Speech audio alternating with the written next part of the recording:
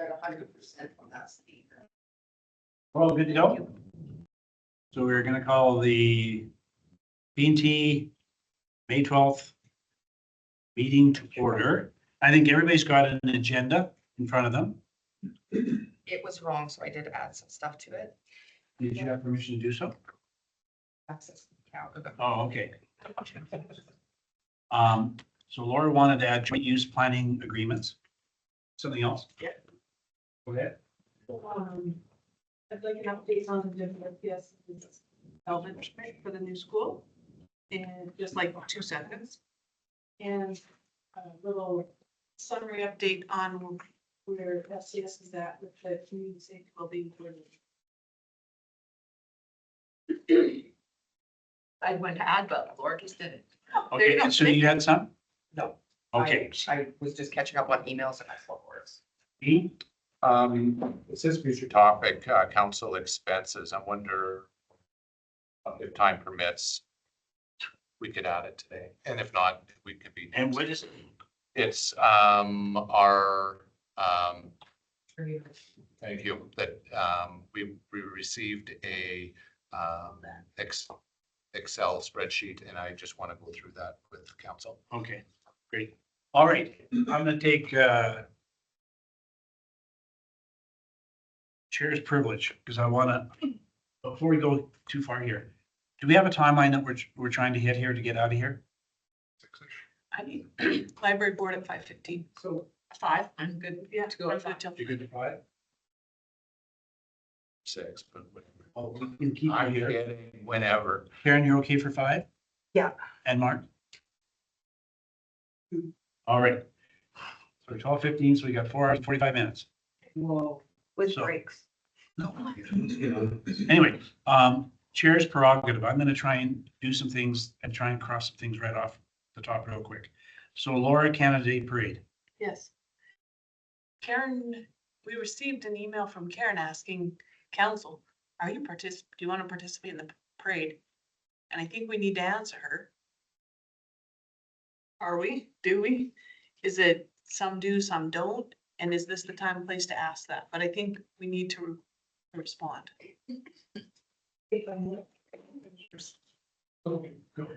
I think it's very important that we are present. I can't guarantee my presence, but I will do what I can. In the past, what we've done, Laura, is I think the last 2 years was fun where we had a small budget for candy and we basically just ran behind some city vehicles and the, what's it called? The gator. The Gator. So it's basically a 2x2, a 4x4. What is it called? The side-by-side? It's called Gators. And it's just nice to be out there as a council with the community but we've never spent a whole lot of money doing a big float. A couple of branded vehicles and then we go. With parking space, yeah. So I think we should too. Like you say, whether it was candy or I think last year I got some freezies and threw that kind of stuff out. Anyway. Which all gone by about the third. Yeah. Yeah, we have to be really. So, but what we did, I think it was even last year, we went to Public Works and we decorated the Gator and I got a truck and we decorated those and did Karen Body end up coordinate all the Yeah, she buys all the Decoration. stuff? Yeah, And- we decorated your truck right at the parade route. Yeah, and then the year before, we did it at, yes, which was not a good idea. The speaker fell out. It was a nightmare. So, The only thing I would say with that is it could change because I'm not on the committee this year, but the parade committee doesn't allow anybody to decorate their vehicles during marshalling, so I was embarrassed that we were decorating during marshalling, but well, we could go the day. We didn't know, I didn't know that rule. We decorate over here. and Drive then over? over. Sounds good. So you were asking, I will be there to help. Okay, so we'll have a Gator because Well, it's a Kubota. I called it a gator. Yes, we'll have the Kubota. you're gonna have a truck. Or we can use one of the city trucks. Okay, so you'll look after the transportation. That's all Karen was looking for. Right, and She was like, are we doing something? Sure we are. Well, I've heard two that are you? Depends if you are not. Well, how are your tennis shoes? You gonna walk? I can do that. Are you gonna wear the dinosaur That costume? was so freaking hot. You can borrow Sparky. Nobody wants Sparky. I'll be there. Thank you, Joe. With council, or are you doing your own thing? I'm bringing my grave digger. Yeah, so you're doing something as Joe's Concrete and Joe? No. No, that's Joe Mayer on. Joe on- Mayer. Yeah, Okay. Yeah. That, good. Yeah, it's good fun. okay, and just, can So we that's make kind of sure, where I was asking, like, are people doing Yeah. their individual thing? Like, No. my husband's asking, do you want me to have the convertible ready and make some signs? And I'm like, I don't know, maybe we're doing something as council. And I don't have a strong opinion. But that's fine too. Like whatever you want to. We'll bring, if you want to go in your convertible. Maybe this is the time where we look into, there never was a sign for Councillor Apperly because I was the only one that did have a sign.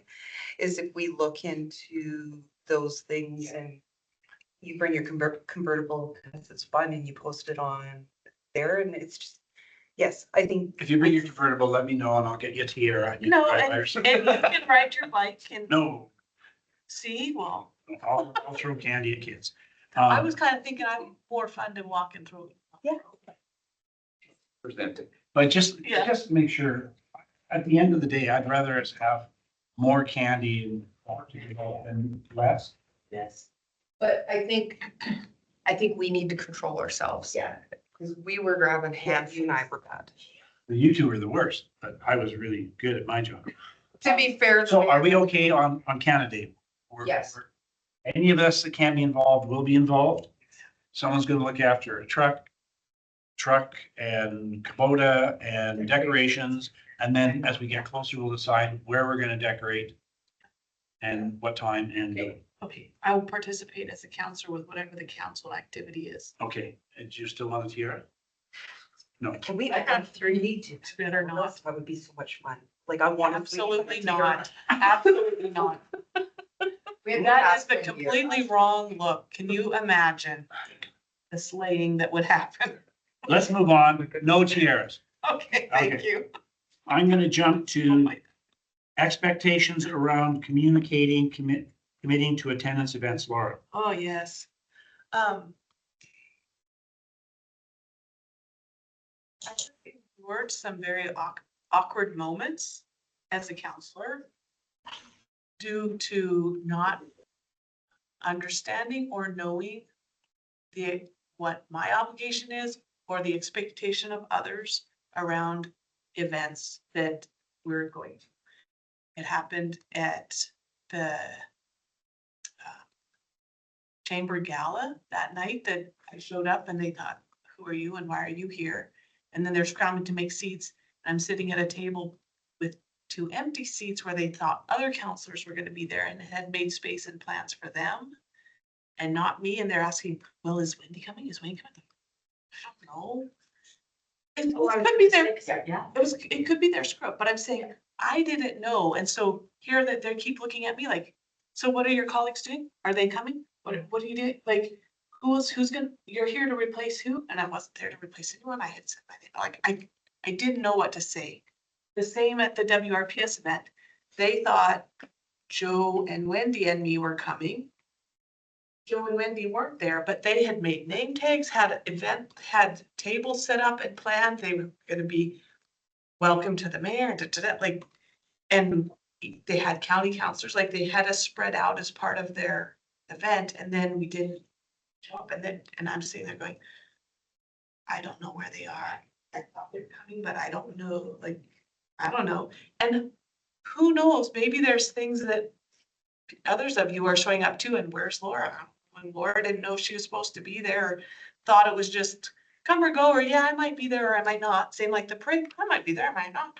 I'm saying I'll be there, so I'll be there, but it's leaving us in the, for the, whoever's showing up or not showing up, as well as for the, I'll say for WRPS or for the chamber, or, and some of those might have been their fault. The WRPS one was kind of okay because 2 people from the city showed up that they didn't know were coming.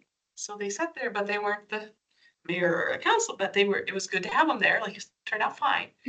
Just awkward. So I'm wondering, is there I don't know if we want a shared calendar or and I'm not trying to say I need to know what you're doing. Everybody, I'm not trying to dictate to anybody what they're doing. But there's room for improvement. I'll say save. So then was yesterday Hope Mission? Some of us show up thinking there's something and then it's a nothing. So I guess we all just leave. Again, awkward moment. I took, like, not gonna pull the whiny card, but I took time off work had arranged and had cleared my schedule and show up and, oh, I guess there isn't anything we're actually. The good news on that one is that didn't fall on us. No. It all goes back to Bruce. The And other that's ones, what I'm saying. I'm not trying to No, make no. this accusatory no, towards no, a but the other person ones or fall on place. us in terms of if we make What a were we commitment, doing? yeah. How, So- but see, like, I think at the chamber, you and Wendy had both said, oh, I won't be there. Exactly. And they still hadn't, but because I didn't know that, I couldn't help explain to them or clarify for them. So that's why I was saying, maybe there's a way we could manage what we commit to in a way that gives visibility to each other. So I know, oh yeah, Joe's going to the basketball thing, or so-and-so's going to the sports thing. Is anybody else gonna be there? I think it's a good idea. I don't know what it should look like. Sue as our manager. Could you help us with this? Because I feel like we're not falling down. And basically, maybe of my friends of council, do I have enough friends to ask that of our? Yes, but I also think that Karen's absence has impacted that as well. I think it has, but I'll just use the chamber as an example. That one was there, that one there.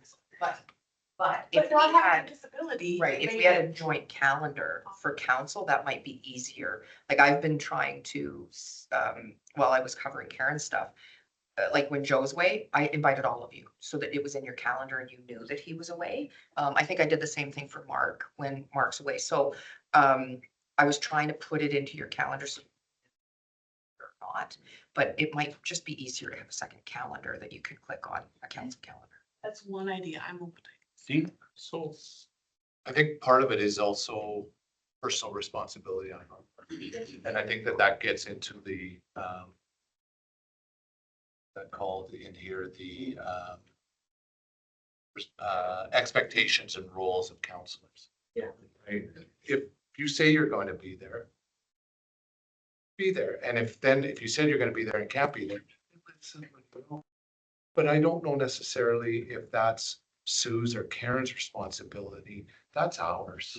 And we're adults. We have to own personal responsibility. Mr. Chair. Sure. I agree with personal responsibility, and in all of those things where if I think I am gonna be somewhere, and that's what's hard sometimes with the calendar as it goes, and then whether or not you can commit. But I also think that a separate calendar that lets us understand that's different than, and it doesn't have to be onerous, but that's different than the Outlook calendar, because if I couldn't be at the chamber gala, I've just put no, but do any of you know I've just put no? Yes, you can. If you go into there, the invite shows who's accepted and who's declined and who has said, maybe. So then, and so this becomes my question of, which is fine. At said gala, and I don't know why we're picking on the gala. It's the economic development course. That was another one. Yeah, and that was, well, You weren't alone. Sorry, sorry. It's decision on okay. my part, but is she at the chamber gala now, looking through her emails, looking through her calendar to see who said no, who said yes, who did whatever? And so it's not a babysitting us. I think it's just to give us a shorthand to, no, Wendy and Wayne aren't coming, and she knows that definitively. Well, I mean, the other thing we I'm just one person, sorry, maybe others have, and I didn't want this conversation to sound accusatory, so maybe someone else has other solutions or a way of looking at it that.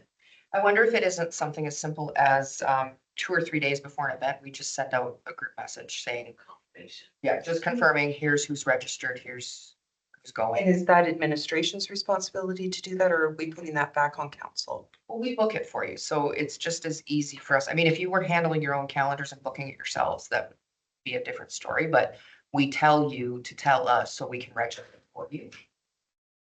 So we wouldn't catch the things that you self. I guess we need to pick lane. But can we start from a perspective of you having a conversation with Karen and saying, okay, is there a way that our communication can be facilitated more effectively? And to your point, it's not a criticism of someone's not communicating effectively with us. It's we are all on different pages throughout the course of a day and a week, and so the way we can streamline this so we are better informed as to who's participating. Can we leave that with you to come back to us and say, here's some suggestions? Because I don't think I'm in a position to say, oh, Karen should do this, or I should do that. But I think to your point, it's something that we need to address for sure. So let's piggyback off of that right into. Hold it, Wayne. Can I get a question? Sure. What if we do get personal invitation you guys don't get? So I got invited to go to the grand opening of the racetrack here at the end of the month. Did any of you guys get that? Yeah. You did? I was just gonna say, that was another one. I couldn't tell if it was spam or if it was an actual invite, because I get a ton of them, so I've been deleting them, but was it an actual invite? We all got them, I think, Joe. Did everybody else? I got one. I got one. I'm going to that one, so. But I think that goes back to the plan, so we need to pick a lane. If you get personal invites, we're the ones booking them for you, you gotta send it to us, and then you'll do it, but we'll come back with options for you to consider. Okay. But I don't want, I, So am I supposed to answer that or not? I'm, yeah, so if I got a personal invite, Wayne Nielsen come to the grand opening of whatever. To me, that's not initiated by the city. Now, every one of us might have gotten it, but it came to me directly. It didn't have Laura's name and Dean's name and everybody else's name on it. So I'm gonna make the decision on my behalf. I don't know who else got it. I'm not gonna start phoning around to see, did you get this? Did you get? My response is, yes, I'll be there, or I'm sorry, I can't be. But when the invite comes through the city, I think that's different. But anyway, But that's no different than the chamber. Some of you will get directly from the chamber, some of you won't, and we send it out, because we get them as well, just to say, but if you're initiating something, then I think if you can help us organize ourselves, that's great. But you would know that I have an invitation to go to the Boy Scouts Jamboree. So racetrack, is she booking us? No? No, because we were individually. Does that make sense? Yeah. But and that comes back to personal responsibility, because then it's really important that if you say you're gonna go, go. And I think that goes into the next thing. All right, of, yeah. right, of these are the expectations of a council. But if I get a personal invite, I don't think it's on me to text Sue and say, I have a personal invite to go to the Boy Scouts Jamboree. Can you book me for that? That's me. Right. So stuff that you are facilitating on our behalf, is there a way that we can become better informed about what everybody else is doing? So we don't get caught, as Laura said, with questions about who's coming, who's not coming. Is that fair? We can leave that with you, Sue? Okay, then this will lead us right back into roles and expectations of mayor and councillors, and I'll let Laura speak to it, but we've got 4 out of 7 faces around the table are new to their positions. Right? Joe's never been a mayor before, he is now, and now we've got 3 other new councillors. And I think we are struggling, and I think Laura would suggest we're struggling in understanding what it is we're supposed to be doing or responsible for. Do you want to speak to that for a minute? That was a great preamble. Pretty well said. Okay, move on to the next. No, I'd like to add in the deputy mayor. Yeah, right, thanks. What about that?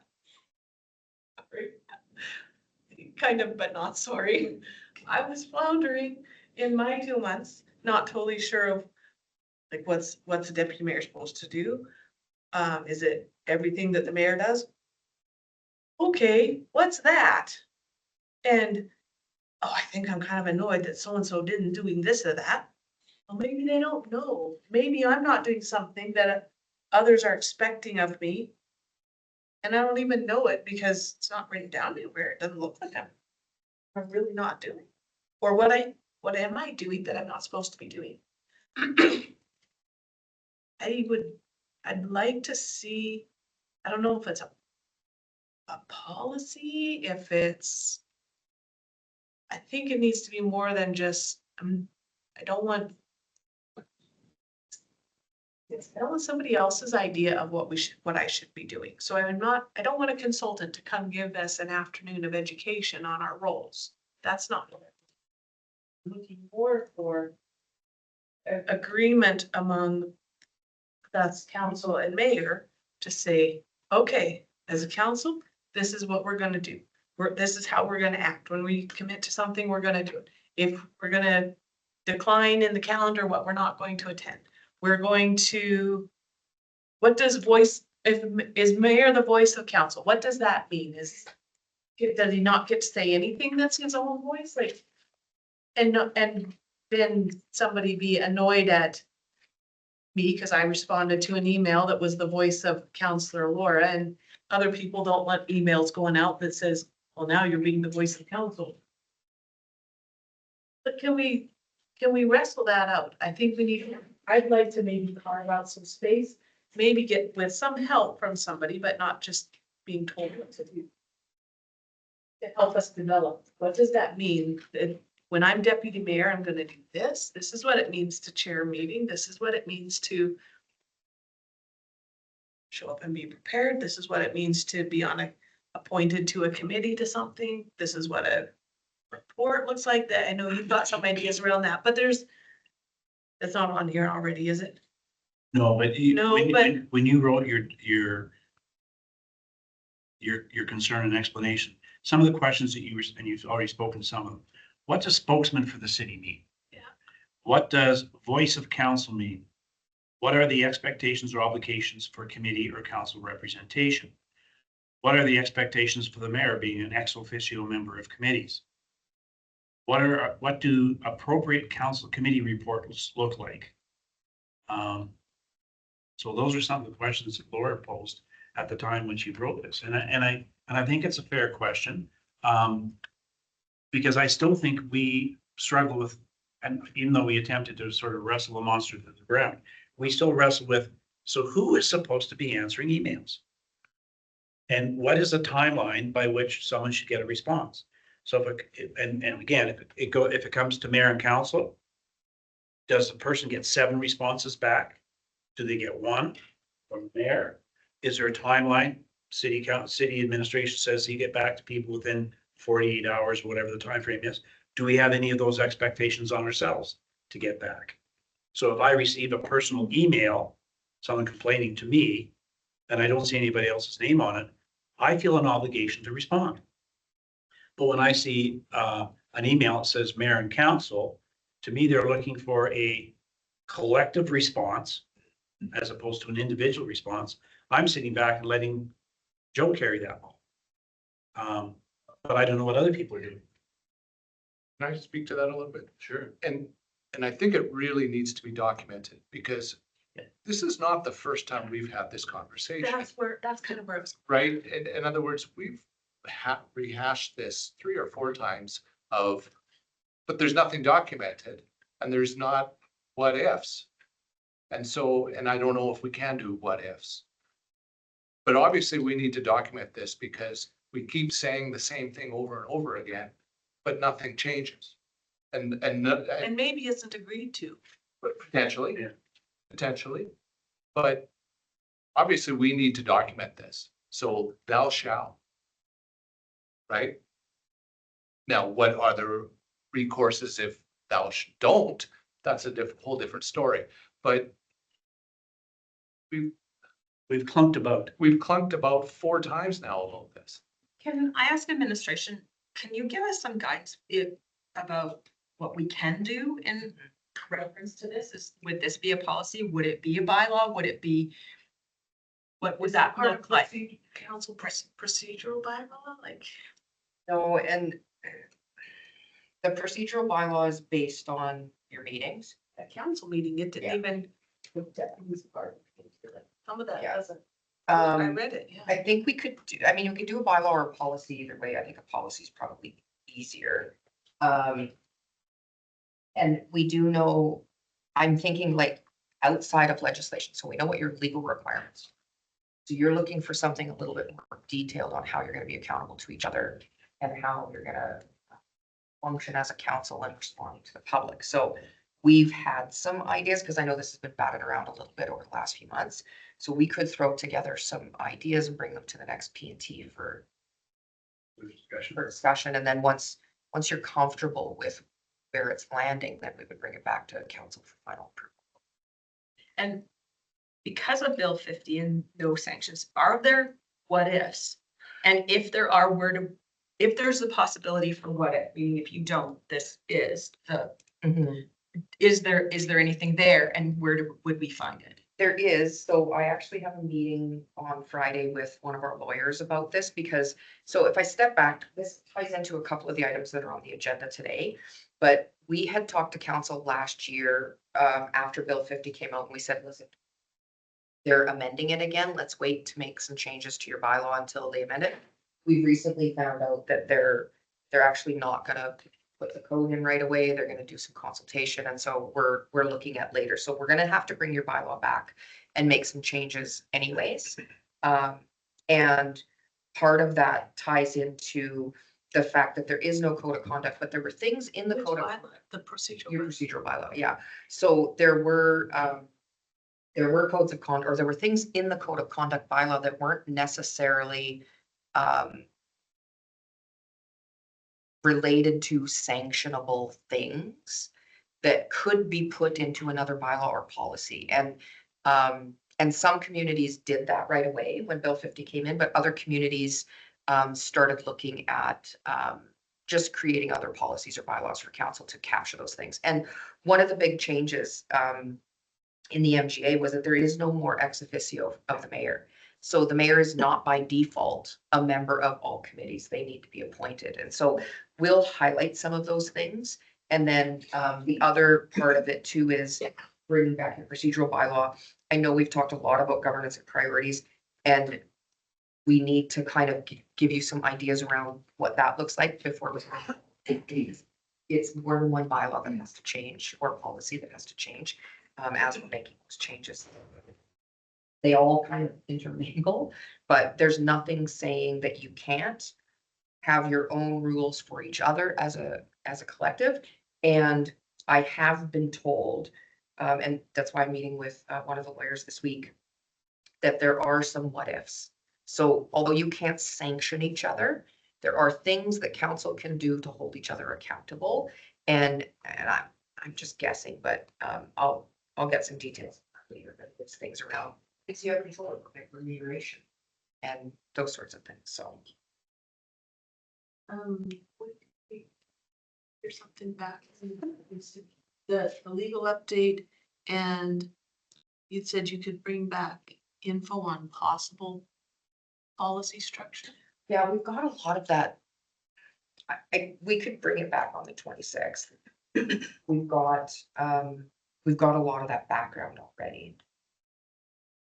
Just need to review it and bring back. Okay, so it's again, it's something going back your way for some work to come back to us next P and T. Is 2 weeks enough?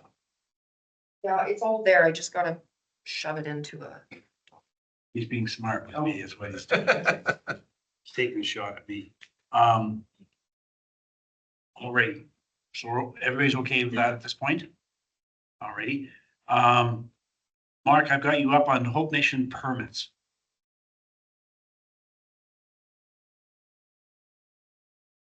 Think I was looking to get all the information from the onset, how this all worked. I know Kathy sent me something really good, and I assumed that was the information. Dean asked a question on something and I had read it. No, they're not in line with timelines, and then we get a whole bunch of, well, there was this amendment, this amendment, this amendment. I'm like, holy smokes. I just assumed all that kind of stuff would come in at once, like all the information as to what's relevant with Hope Mission, so we know where we're sitting. Because it's a big concern to me, and I still don't have it. And I probably responded to you not the politest way sometimes, so excuse that. I just want to know where we sit with Hope Mission. Okay, but I'm gonna challenge you there just a little bit because, where we sit with Hope Mission. As a person sitting here listening to that, I'm saying, I'm not sure I know what, Stop talking. what you're asking for. I guess I want to see all the pertinent information, how that all came to be. I want to see, like I've read other stuff where they've got timelines that, to me, they haven't met for fencing and last help. There's all kinds of stuff that isn't tying together for me. So I want to see how it all came to be.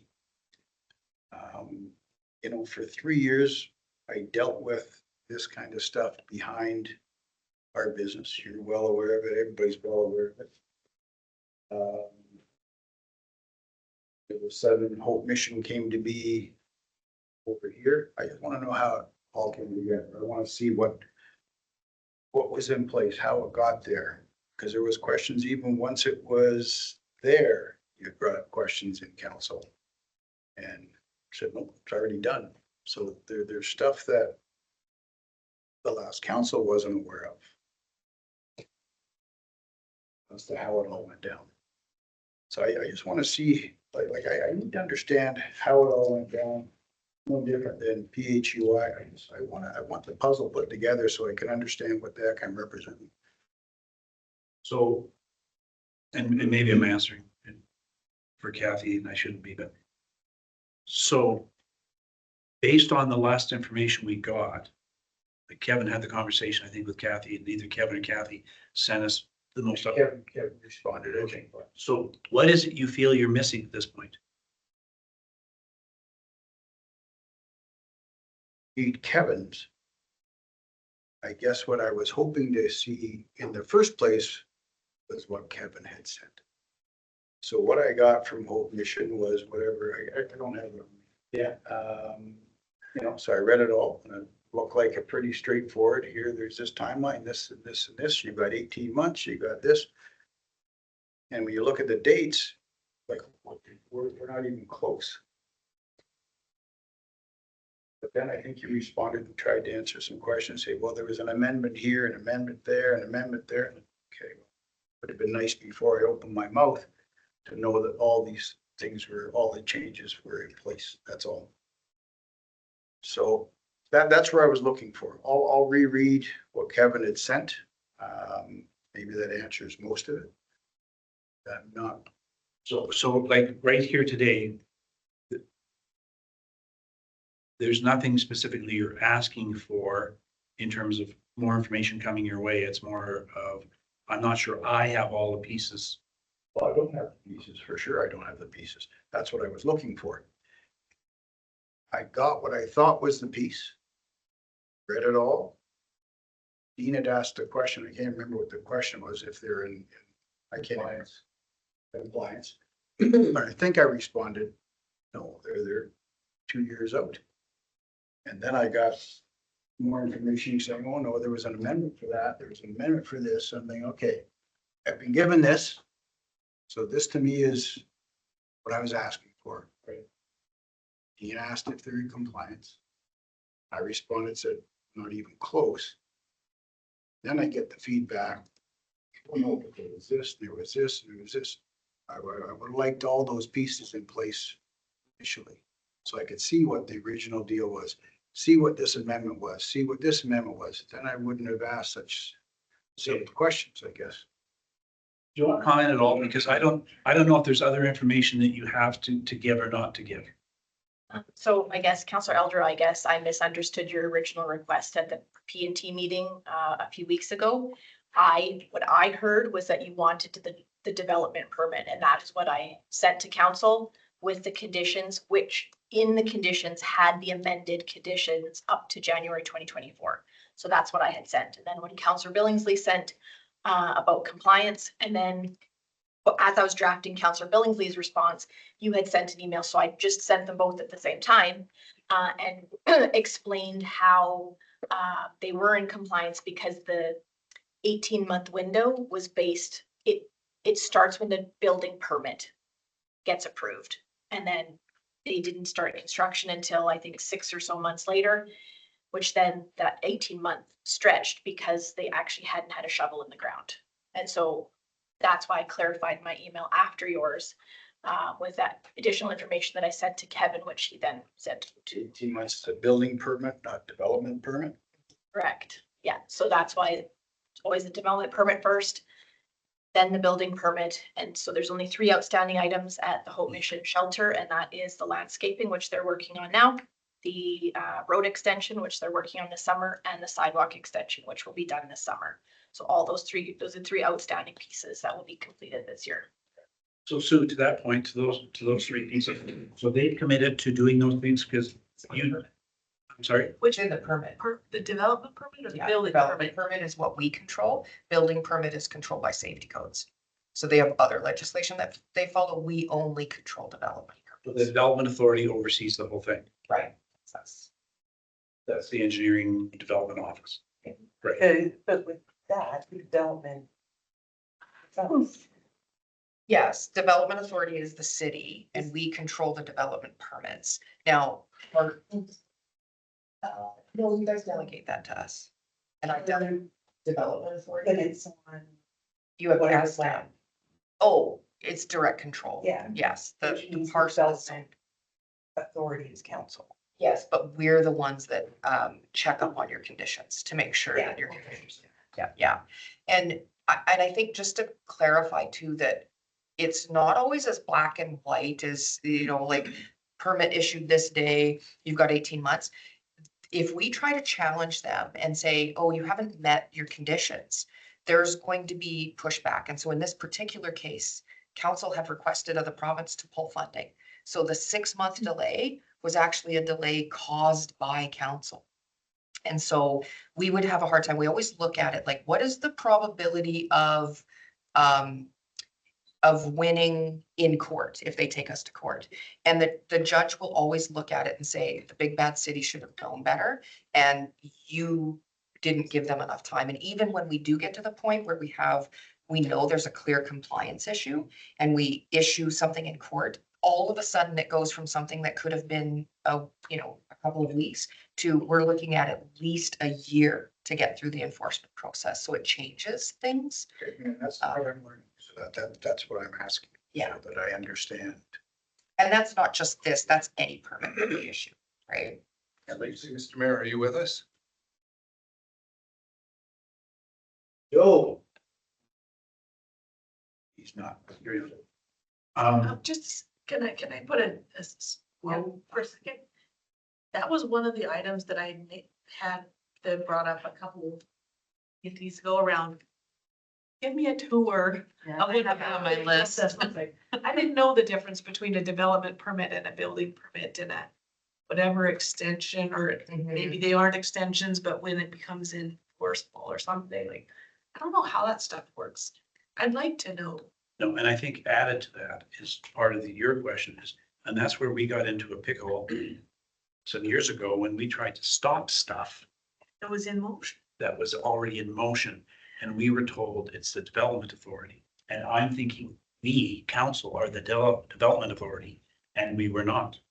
Well, with direct control, it's just legislated through the MGA, not your land use bylaw. So there's different rules. Yeah. And I do think that the Hope Mission, if we had, I apologize, I interrupted, but I think that I think it's really good because what Laura's asking, because I was able to follow what was happening 2 years ago a little bit easier only because I had taken, and I know you're in Don't this even training. talk to me about that. Because I've taken that training Yeah. so many Yeah. times that I was able to, like, I was able to follow, it's the SDAB, the subdivision and appeal board, and the ARB, assessment review board training, that I was able to follow this a little bit easier than the rest. Well, of the understand at the end of the week.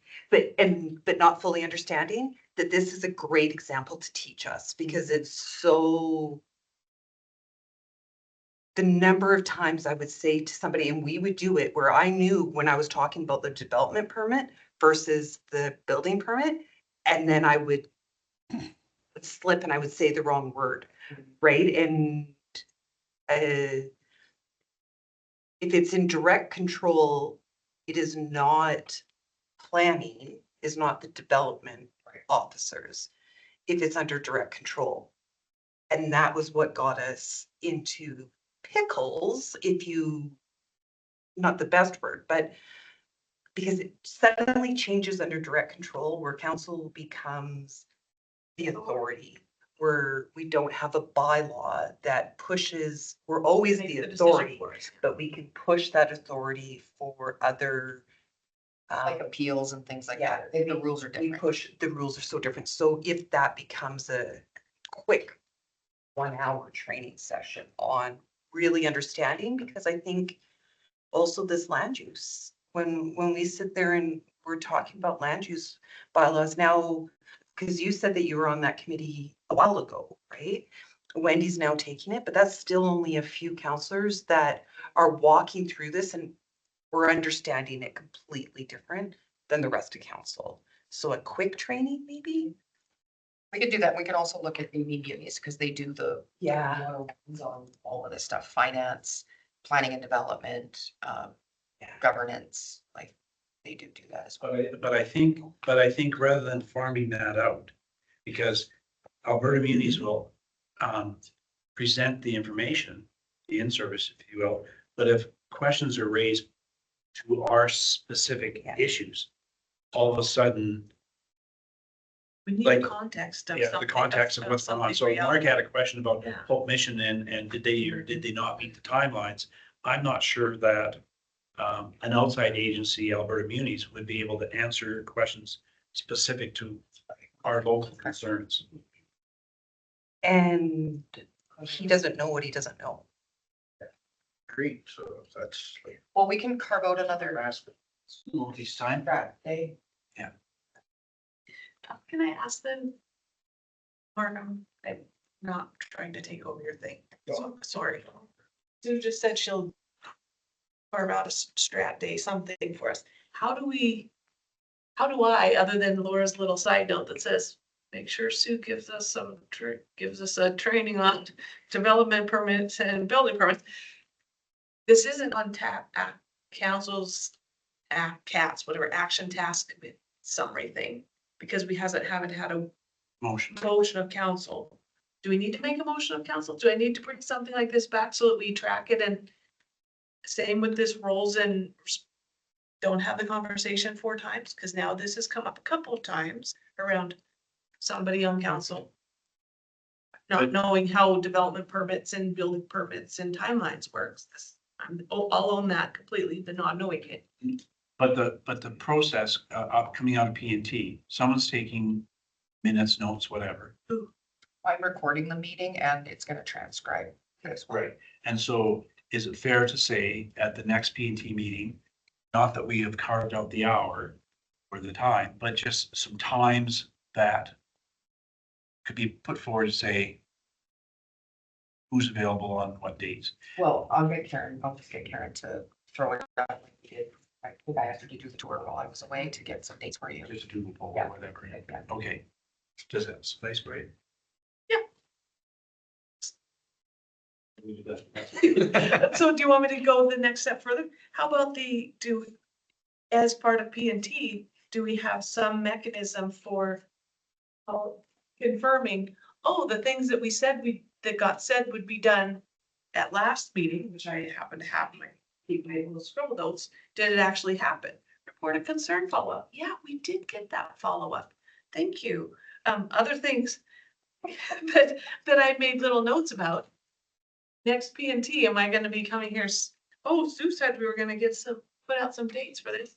And it'll probably will have happened. This is me trusting, but, right? Not, yeah. Right, and so if it might not, and Laura doesn't ask, then does it just disappear until it turns into gets a festering problem again? I'm not saying we're having a festering problem, but I think You it, just said, yeah. let's solve this. I think it ties into the discussion around the council procedural bylaw, governance and priorities, and we've had discussions internally. And I know those of you that weren't here don't know what this looks like, but we'll bring it back at the next meeting. I think we need to just get back to simple. I think we need committee of the whole, that it's also recorded, just like council, that has cats attached to it so that we're tracking all the actions that council is directing us or giving us feedback. And separate out the regular council meeting and just make it really clean and clear and not introduce fancy words like governance and priorities. It can be I'm just fine. committee of I the will whole. be patient. But you're right, until then, we're all relying on notes. And we actually rely on Kathy because she writes everything down, so. So just a minute. So then what that means is if things get lost, it's on Kathy. It's Kathy's fault. Always my. You are deferred. So are we okay to leave that for now? Because, This is Mark's thing. I No, totally no. didn't mean to take over. no, but Could I ask a question? sure. You might have missed it while you were sleeping. Yeah, I know. I was thinking, my mind's thinking when I close my eyes. Have you guys ever read a tender package? Oh, Yes. I know you do, and I know somebody in engineering there. Have you ever noticed the questions that are asked? One question is asked by a contractor. Everybody, that question, let's say, what is the timeline of the contract? Every contractor, then the engineering department answers that question. It's sent out to every contractor who's registered. This is the question asked by this, or we could do it here, by this counselor. And this is the answer that goes directly to everybody. That's kind of like our FIR process. It is exactly the Exactly. FIR pretty process. much. We just call That's that so, addendum. so if we come out of P&T, let's say, okay, we have a question, what happens this month? We have so many, or this week, or every 3 weeks, we have 2 weeks to ask a question, and we have 2 weeks to answer that question. Then I know what Wayne's question is, what Dean's, what Karen. And then we also have an answer to that question that everybody gets to read.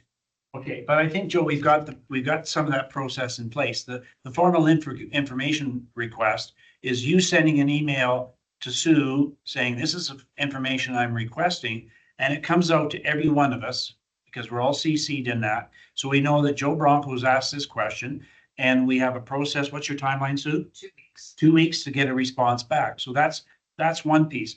And that's us initiating those formal information requests. What I think came up in this discussion was, so what happens when we have those kind of requests for information or follow-up as it comes out of a P&T meeting? And Laura's saying, how do we track it the same as a formal information request? And Sue said, we can do that just through a process right here where it's captured and reported back at the next meeting. So the mechanisms are already in place to do that. The formal information request is simply what you're talking about. And this is a way to capture the questions that simply pop up through P&T so they don't get lost. And like Sue's saying, we've got you covered and that will be coming back and it's all good. Karen?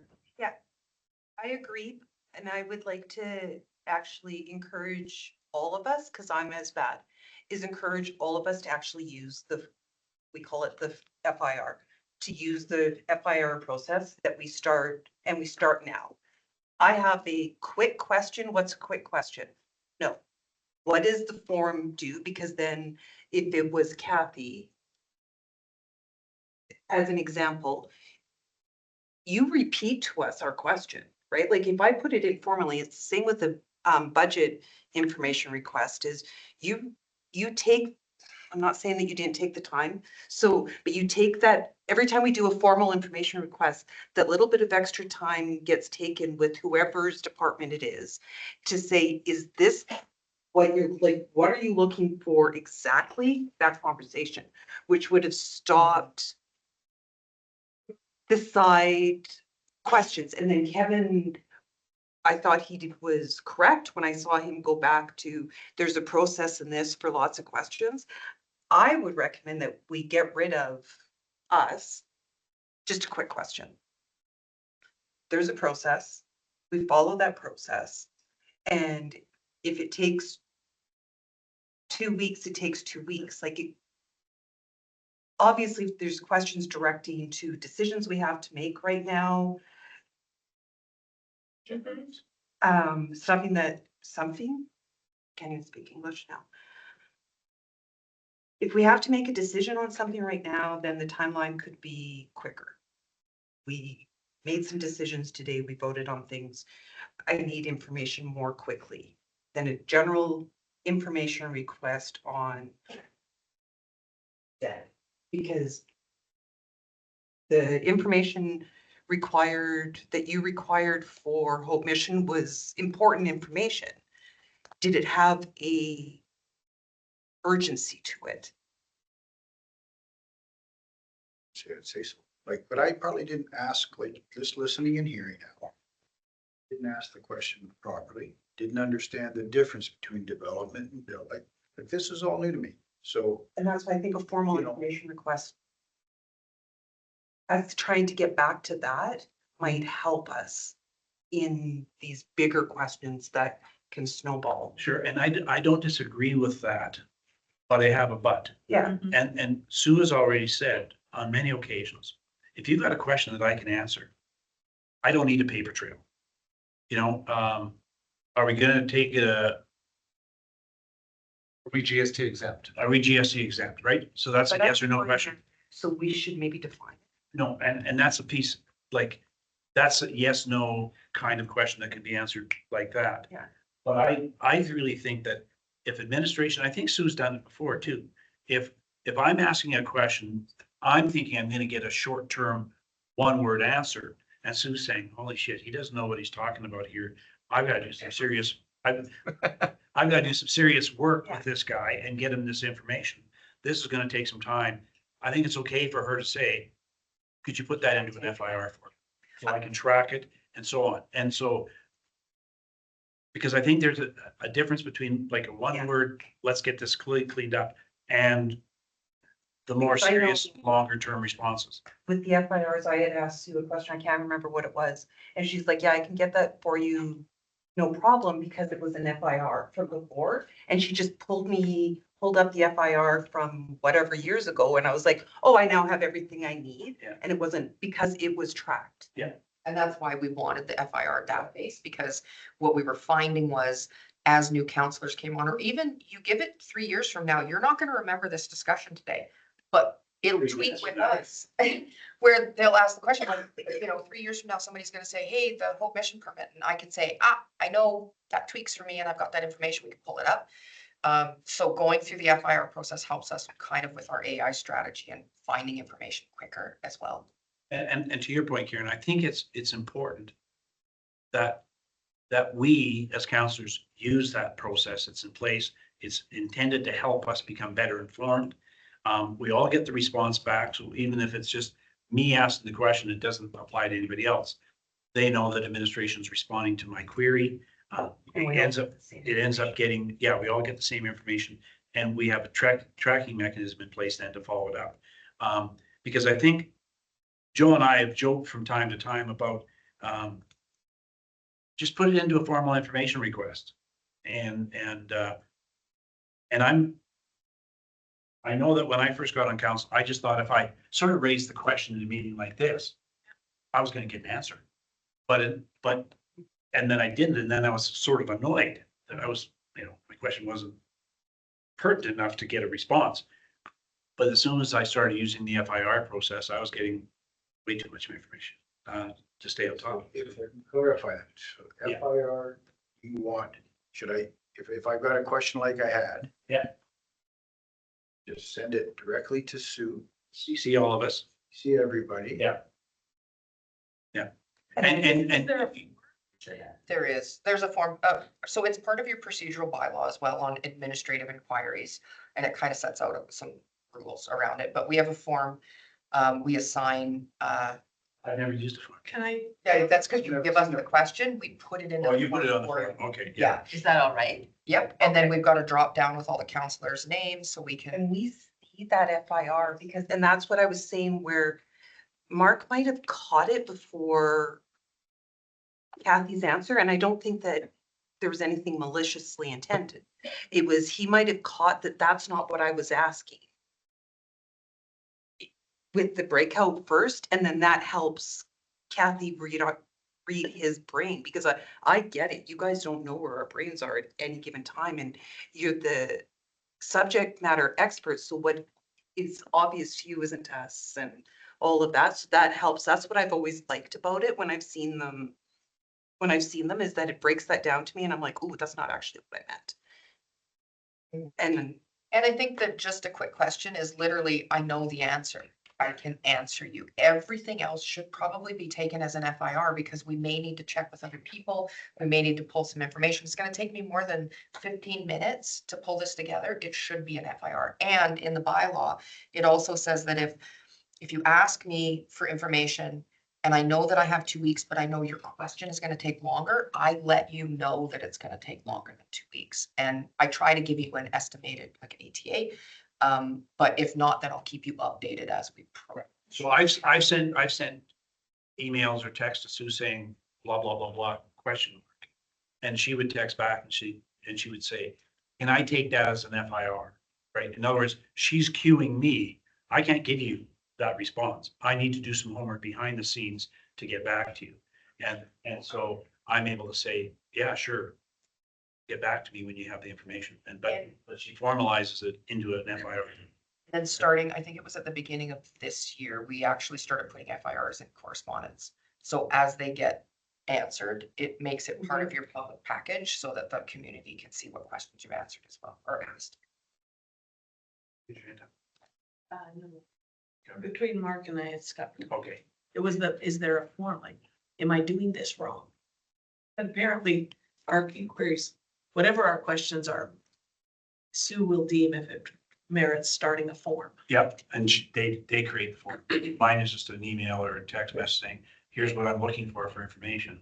And she sifts it into an immediate response or an FIR. Okay, moving on. I'm trying to knock off some things before we come back to some of these bigger things. And so I want to go to Laura again, WRPS Development Permit School. Do we have anything on that? Kathy has an update. So right now, we are about a day away from issuing the development permit. So it is not currently issued. No, we've been back and forth with Alberta Infrastructure and the architect, ensuring that they had met all of the city standards. So they actually just sent the drawings in yesterday afternoon. I did a final review of them and the permit should be going out either today or tomorrow. And then they should be able to keep that ball rolling. And I'm not asking for an hour of education, I apologize. What does issuing them a permit let them do? Are we gonna see construction starting next week, or does it start the next, then they ask for a building permit from somebody? Yeah, so once the development permit is issued, they already have their building plans almost ready. So what is happening now with this project is that it is it's a design build project. So they've started the design. They're now going to tender it out with this development permit, tender it out. So whomever is going to win that bid will then complete the school design. Then they will get their building permits issued and then they will start construction. So construction likely won't start until later this year or even to next year, just depending on how long it takes to get that information together. And issues of, so the next thing will be a building permit. And who's gonna be asking for that? So they submit it to us, Who's they? whoever the contractor is. Whoever wins the bid on that, okay. Yeah, so they'll submit the building permit application to the city. The city then submits that to our contracted service for safety codes. They review everything, they issue the building permit, and then once that's issued, then they can start construction. That's Can I- all the information to me. Thank you. Joe? Does everybody else? know? Yes, question. Developers know that? Thank you. Doesn't the building permit? Now, if these contractors are tendering this building, don't they have drawings and everything that, how to bid a building? Maybe I'm confused. They got a building permit to build a building. Now, once they get that building and the drawings, they go out for tender. So they do have a building drawings and everything, correct? Yeah, they have tentative drawings right now. Once it's gone out to tender, then the design builder will complete the drawing set. All the structural components, mechanical, electrical, plumbing, everything. They'll send it in for a building permit and then the building permit will be issued. In this particular case. So whatever the permit is and the design is not actually what WRSP is presenting to us, because if it's going to change as they're designing it, that's not what we supposedly, did we ever get what this school looks like or not? Because how do you change a design as you go along? Okay, How do you So- bid on that? So nobody knows the cost evaluation of this building if you keep changing in codes and everything. Buildings are a little bit different than road projects and parks and stuff like that. So they have certain requirements that Alberta Infrastructure requires, certain requirements that the school board has asked for or is looking to have in this facility. And Alberta Infrastructure gets it to like a 90%. Usually when we call them issued for construction or issued for tender. There's about a 10 to 15% discrepancy between the two. And that even happens in road projects sometimes. And so there could be things that could set one contractor apart from another where they can come in and say, hey, I can save money by putting this here or there, and so they make some minor adjustments to it. But the bulk of the design is usually done by the time it's issued for tender. And then any changes that have to happen between that point and issued for construction. The issued for construction are the drawings that go to safety codes because that has all the information. So there is a little bit of flexibility with buildings. anything else, Joe? No, I'm okay. Okay, Karen? Thank you. Kathy, can you give us a crash course on what is in a development permit? Because I think that there's confusion between the two. So I'm going to develop this building on this space. What does that mean? I'll help you a little Yeah, bit. the crash course may be, Because that's where they're looking into our policies, our land use bylaw, all of these sorts of things. Does this fit within the agreed upon uses that has been put forward by council from 1903 to today?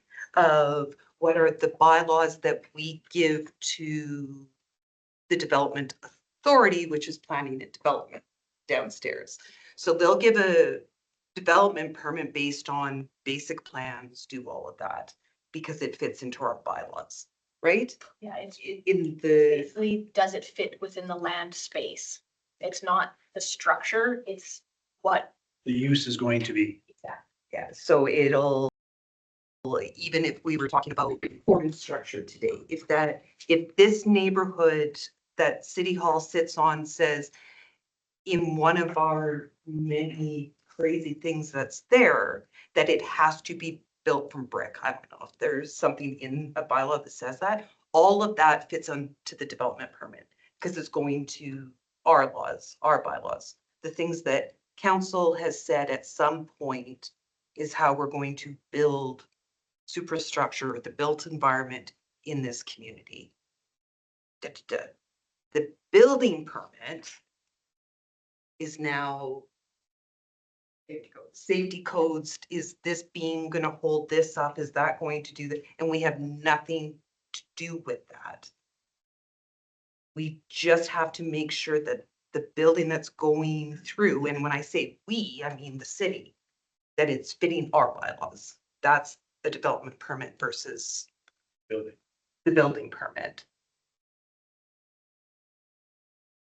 Good. Good. You okay with, so far with the? All I wanted to know was, has the development permit been issued? And I got the answer. Thank you very much. Yeah. Can I do? And typically, maybe that's the wrong choice of words, but what kind of a timeline between a development permit and a building permit? And I know that will vary, but are we talking about 2 weeks or are we talking about 24 months? It really does depend, like in this particular instance, because the school board has pitched this idea with Alberta Infrastructure and they're trying to work together. Alberta Infrastructure hired an engineering firm, an architectural firm. They've got everything pretty well good to go. They just needed to get the development permit so that they could then issue a tender for someone to do the design build. So whenever their tender goes out, whenever their tender closes, whenever they award it, like it really is very dependent on how soon that can happen. And then once they complete the drawings, a structure of this size that's going in will take far longer to review with safety codes than a single family dwelling. Oh, my deck. Or a deck or a fence or anything like it, Yeah. things like that, just. But if you were a betting woman, if you were a But betting I'm not. woman, no, but if you were a betting woman, where would you place your bet when we would see potential shovel going in the ground? We would say possibly this fall or next spring. They can do foundational work this year Yeah. for sure. Yeah, but the actual physical walls, probably not till next And year. how much are you betting? $0, Counselor Nielsen. Oh, fun, oh, boy. You could say 1 cent, because then it's gonna round down to 0. Zero, right? fair point. I'll bet you a penny. I didn't know, Was it- I I thought don't know this if was this is the on your agenda. I thought this was the 2-minute question. Yeah, right. Those are my other two, but I thought they were 2-minute ones too. Yeah, I got those. Okay. Yeah. So FCSS coordinator, oh geez, this could be longer. Is this a 2-minute update I or, don't know. is this an FIR? No, RA, what is it FIR? called? FIR. Formal information request. Sue, did you get in touch with Emily or Emily get in I touch did. with you? So the question here is, where are we at with the MOU with regard to the city and the FCSS as it relates to the community safety and wellbeing coordinator? I looked at it today, her and I have talked back and forth, and I'm gonna get Karen to add in the additions to the existing. I'll sign it tomorrow and it'll be back. And the coordinator has accepted the position already. That was my question. What's the MOU thing? Memorandum of understanding with the city and the. The money that we're giving. Okay, Position. so that, the thing that you're saying, you talked to Emily and got an agree and you're gonna sign it the next day, that's about the money? Yeah, it's just saying that council's approved this money and we agree to give it to them over the next 2 years to cover that position. My real inquiry was, has that person been hired? Yes. Okay, I mean, we didn't. FCS is confident that we're gonna sign the thing and give them money. Yes. Okay. And when they're, does- and they're and when doing do it, they start? sorry, they're starting it toward 19th, is it? 19th, I thought it was 19th this month. And That's- because they had to give notice Okay. of their current position, and they're making a public announcement. I was gonna ask that. That was one of the things I had. I'm wondering if it's prudent that the city does make a release of some kind, that the city jointly has hired this individual and perhaps what they will be looking to do in the community. A, just for community awareness, and B, so that when the person does start knocking on doors, that there is Person's gonna knock on doors. they're going to go to businesses, they're going to be available to like Their agencies. agencies, absolutely, to work with the community as a whole, yeah. So, and I would caution against the city making that public, because the city has given the money to FCSS to pay the position, but the position is really directed by a panel of Kevin, RCMP, and FCSS. So I don't think we should be describing That first. the job or the person. And I think that was what FCSS was hoping to do with their news release, saying this panel, we've got money from the city. Here's how it's being overseen and blah, blah, blah, blah. Anyway, but that's, Well, I just don't know if there is something coming, if it should be and who it should be from and what it should look like. that's a fair comment. It was my understanding FCSS was releasing that. I don't know what kind of conversation Emily had with Kevin before he went on medically on that one. You had another question related to that.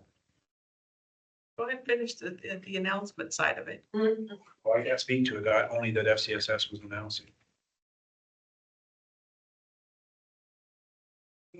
The council meeting, and I asked, hey, I thought I've been appointed to some committee that's related to this coordinator position.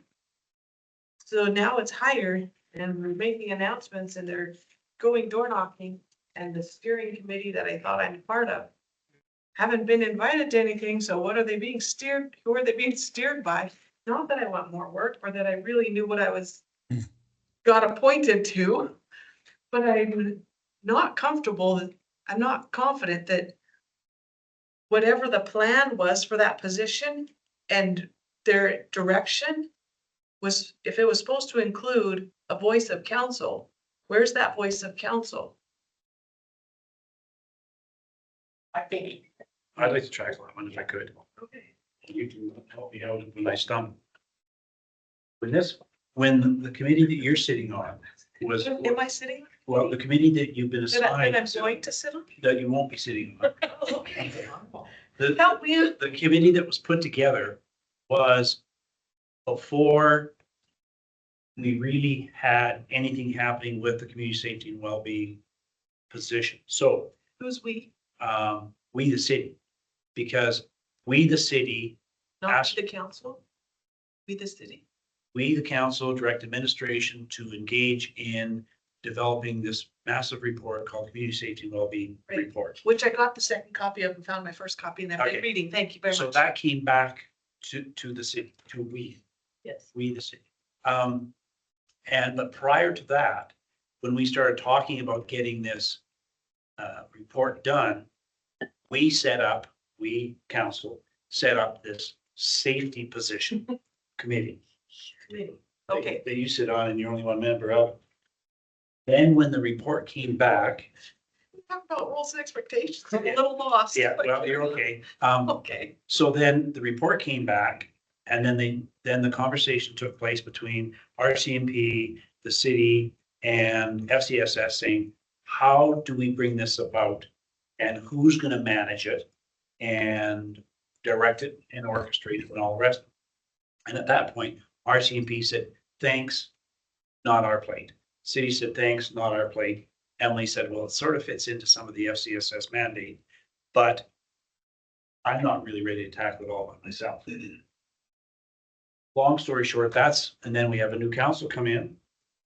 We elect you to this committee that we don't really need, because when we decided to move ahead with community safety and well-being, We council. we, the city, the RCMP and FCSS said, what's the best way to manage this? And so then they create the main panel of RCMP, city, Kevin and Emily, saying, these are going to be the three bosses of saying, looking at the document and saying, here's where we want to direct this person to make our city a safer place. And then the next question came out of that, okay, who's going to direct the day-to-day operation of this individual? So the panel of three says, this is where we should be focusing our time and attention, or where this position should be. And they tell Emily, this is where we want to focus it. Now, Emily tries to make sure that that position is focusing on that. So she's overseeing a day-to-day operation. So the panel that you went to got replaced by a panel of RCMP. And is it just the three? Is it basically Kevin, Emily, and? Brad. Brandon. Right. Now, then they have talked about subcommittees. So when they're talking about maybe some community safety initiatives related to youth, they might bring in school counselors, they might bring in Boys and Girls Club, McMahon Center, and they would be sort of a, I'm gonna use the word expert panel, saying, here's where we think we can assist in this piece of the community safety wellbeing plan, where we can be utilized. And if we're talking about graffiti and all sorts of crap happening in the city and theft, they would probably be going to a different collection of experts, might be bylaw, RCMP, business owners, and create sort of a second group informing where they think the concerns are. So under the panel of three, they're suspecting that there'll be a number of subcommittees. Is that a fair statement? Many subcommittees, depending upon where the community coordinator is spending their time and energy. And I think originally, when council established the committee that you're sitting on by yourself, is you would be part of every one of those subcommittees, directing it all. Lots of time. And that's why when the question was asked, when you asked the question originally, so what's my role here? Right now, you don't have. Oh. Is that safe? That's pretty good. And that was my question, because when I heard, I thought, I said, what is this board that Laura is supposed to be sitting on? I've never heard of it. And then I understood after. It was developed before they even agreed to hire a coordinator to initiate the strategy. And so once the strategy, if you've been reading it, sets down actually who should govern the strategy and how that should look. So the governance is of the three. The downfall, I think, came from the business case not identifying exactly what everything needed and was to be. We looked at other business cases, or I don't even think I just think they're budget issues. We went on about belts, like COP belts, but we also knew those were the belt, like that was the thing. We had an amount and that was it. So if anything could be learned from it, it's that for us as well to approve them, and as us to be given, we need way more information to set out all those parameters. So we don't get into the situation where everyone's going, what is going on, right? So, but as understanding, she is hired. And yes, to the door knocking, that's part of it, that she would meet with the youth groups, the business groups, she may hold town hall meetings. So, there's a whole bunch of stuff in there at her disposal to use to try and bring that safety component to the city. And so part of the urgency over the MOU was Emily was reluctant to make an offer to this candidate without that MOU being agreed to and the stamp put on that, yes, this money's coming and all the rest of it. And does the MOU only about money? No, it's how our relationship interacts given council's bylaw, because there's a bylaw allowing governance committee to manage FCSS. Because it's not the norm. It's slightly different than what most municipalities do. So the council passed for FCSS. They're actually a governing board. So they manage their own. I have a question. Hang on, Joe, though. Okay. So Emily is saying, I didn't want to offer a position. Kevin had the document that RCMP, Emily, and Kevin had been massaging. He was putting the final dots and crossing the T's on it, and then he went in for surgery. So Sue got back, Emily saying, I'm wanting to hire this position. We recommended that we had enough confidence that the MOU would be signed off, at least off the position, so we can get started. And then Sue came back in and picked up the pieces to get the MOU. But I think Laura's question is different. The understanding, most FCSSs sit directly under the city. They're a department, so they actually are city employees. They actually usually reside in the city. FCSS removed itself from that 3 years ago. Sorry, I kind of get that. So I'm looking for where is what's council's leverage in making sure that council's will is carried out with this position, because it's not a position with the city. So not under our employee, the city manager.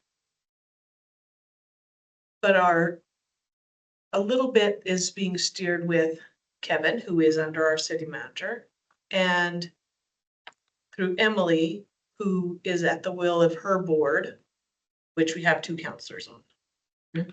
But we also have an MOU, FCSS has an MOU with the city that dictates some of the ways that they still need to function, because we do give them money, right? It's about the money. It's like the library, right? There's still that MOU that says, even though you're an independent entity on some forms, we have the contract with the GOA. So they have to, we have to answer to the GOA. So We council. we count the city, right? And so then they're giving FCSS money. So then it makes sense that FCSS has to answer by an MOU. That's what I was. Does that make sense? But I worry about perhaps your perception when you said, how do we, council, ensure that this position is meeting the will of council? Which was this community safety wellbeing Initiative. Right. Yeah, And I would say, and you can correct me if I'm misstating this, Sue, but I would say they aren't answering to the will of council. The will of council was, here is the document, Yeah. make it happen. that's what little council. Okay, but you're not answering directly to us, you're answering to your panel, which we've agreed would be RCMP, Kevin, and Emily. So and the only one that can come to council is Sue. So Kevin through Sue to report to us. We've asked for this initiative to be carried out. We've given some fundings for a position. Show me Yeah. show me not show me the money. That's a poor. Yeah. But Show me the What results. are we show me the getting? result. And I That's my avenue to find out. Show me And the I result. believe there's a catalyst for reporting. There is, and part of the discussion that we've had with the group is how are we gonna report back to council? And then what does the final, because it's a 2-year, Yeah. is this something that we're gonna be suggesting to council be a permanent position? And if so, how do we prove that it had value? Absolutely. So I should be expecting to hear that from Kevin. Yes. From you. And on a regular absolutely. basis was the thing, and I don't know if you said Yeah, on a time frame. I think we think we talked were about- asked for one. I'm okay with that. That's what I was looking for. Was how am I gonna ensure that results are, we said this initiative is important, we're gonna give some money to it. Now I wanna know, is it working? And I think there's measurement. Like, I think this. There's a bunch of that in there. measurements in the document. In the document itself. Joe was in. Oh, Joe, you had a question? Sorry. Yeah, I do. I'm kind of a little confused. When you and Wendy sit on that board, FCSS board. aren't we supposed to have updates regarding that board that we can make a decision, just like you said on Walleye, everybody else sits on committee? Why do we have to wait from Kevin to go to Sue, then to council? When you two sit there, are supposed to be reporting to council on what's happening. That's what I We was- do. We do report what's happening at FCSS meetings because we're sitting on the FCSS board. So we keep you up to date based on our regular general meetings as to what FCSS is doing. And We get those after every meeting. Yeah. So you're getting the FCSS portion. But FCSS board is not overseeing community safety and well-being. the 3 organizations are Wetaskiwin and FCSS. And the other group, I believe the other. Well, RCMP, yes, thank you. yeah, So those 3, Kevin reports to Sue and then Sue to us. yeah. Okay, The only employee that the city has directing the community safety and well-being person is Kevin on the panel of 3. So he has a third of the voice he has a third of the voice in directing the actions of the community safety and well-being coordinator. I tend to disagree with that because you sit on that board and you guys make a decisions on behalf of the city on what that board does. So you guys can vote yes or no on what goes on that board. Emily will never bring a report to the board about the community safety well-being. No, that wouldn't come to us. That would, not to, What? not- Why not? That you're sitting on a committee that's handled by, gets funding from the city to have reports being to the city. No different than Walleye. Oh, totally different than Walla. Totally different. So Joe, I would say to you this, Wendy and I sit on FCSS board. Her board, direct her actions in meeting the provincial mandate of FCSS. Right? So there's a provincial mandate for FCSS. That's what Wendy and I involve ourselves with our employee, Emily.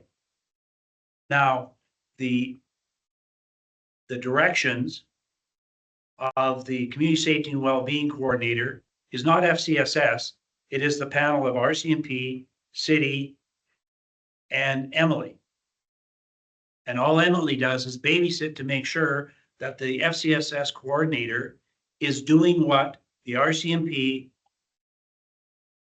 the city, and FCSS, what fits in from the FCSS provincial mandate, what fits into the community safety and well-being plan, because there's an overlap. But the directors of community safety and well-being position is a panel of 3. And so Wendy and I would not have anything to do with the direction of that employee at all, because she's not FCSS board employee. She's an employee of the panel of 3, essentially. So essentially, Kevin is an employee of us, so we do have direction to control that third 3 panel. No, you don't have control. You have a third of an influence.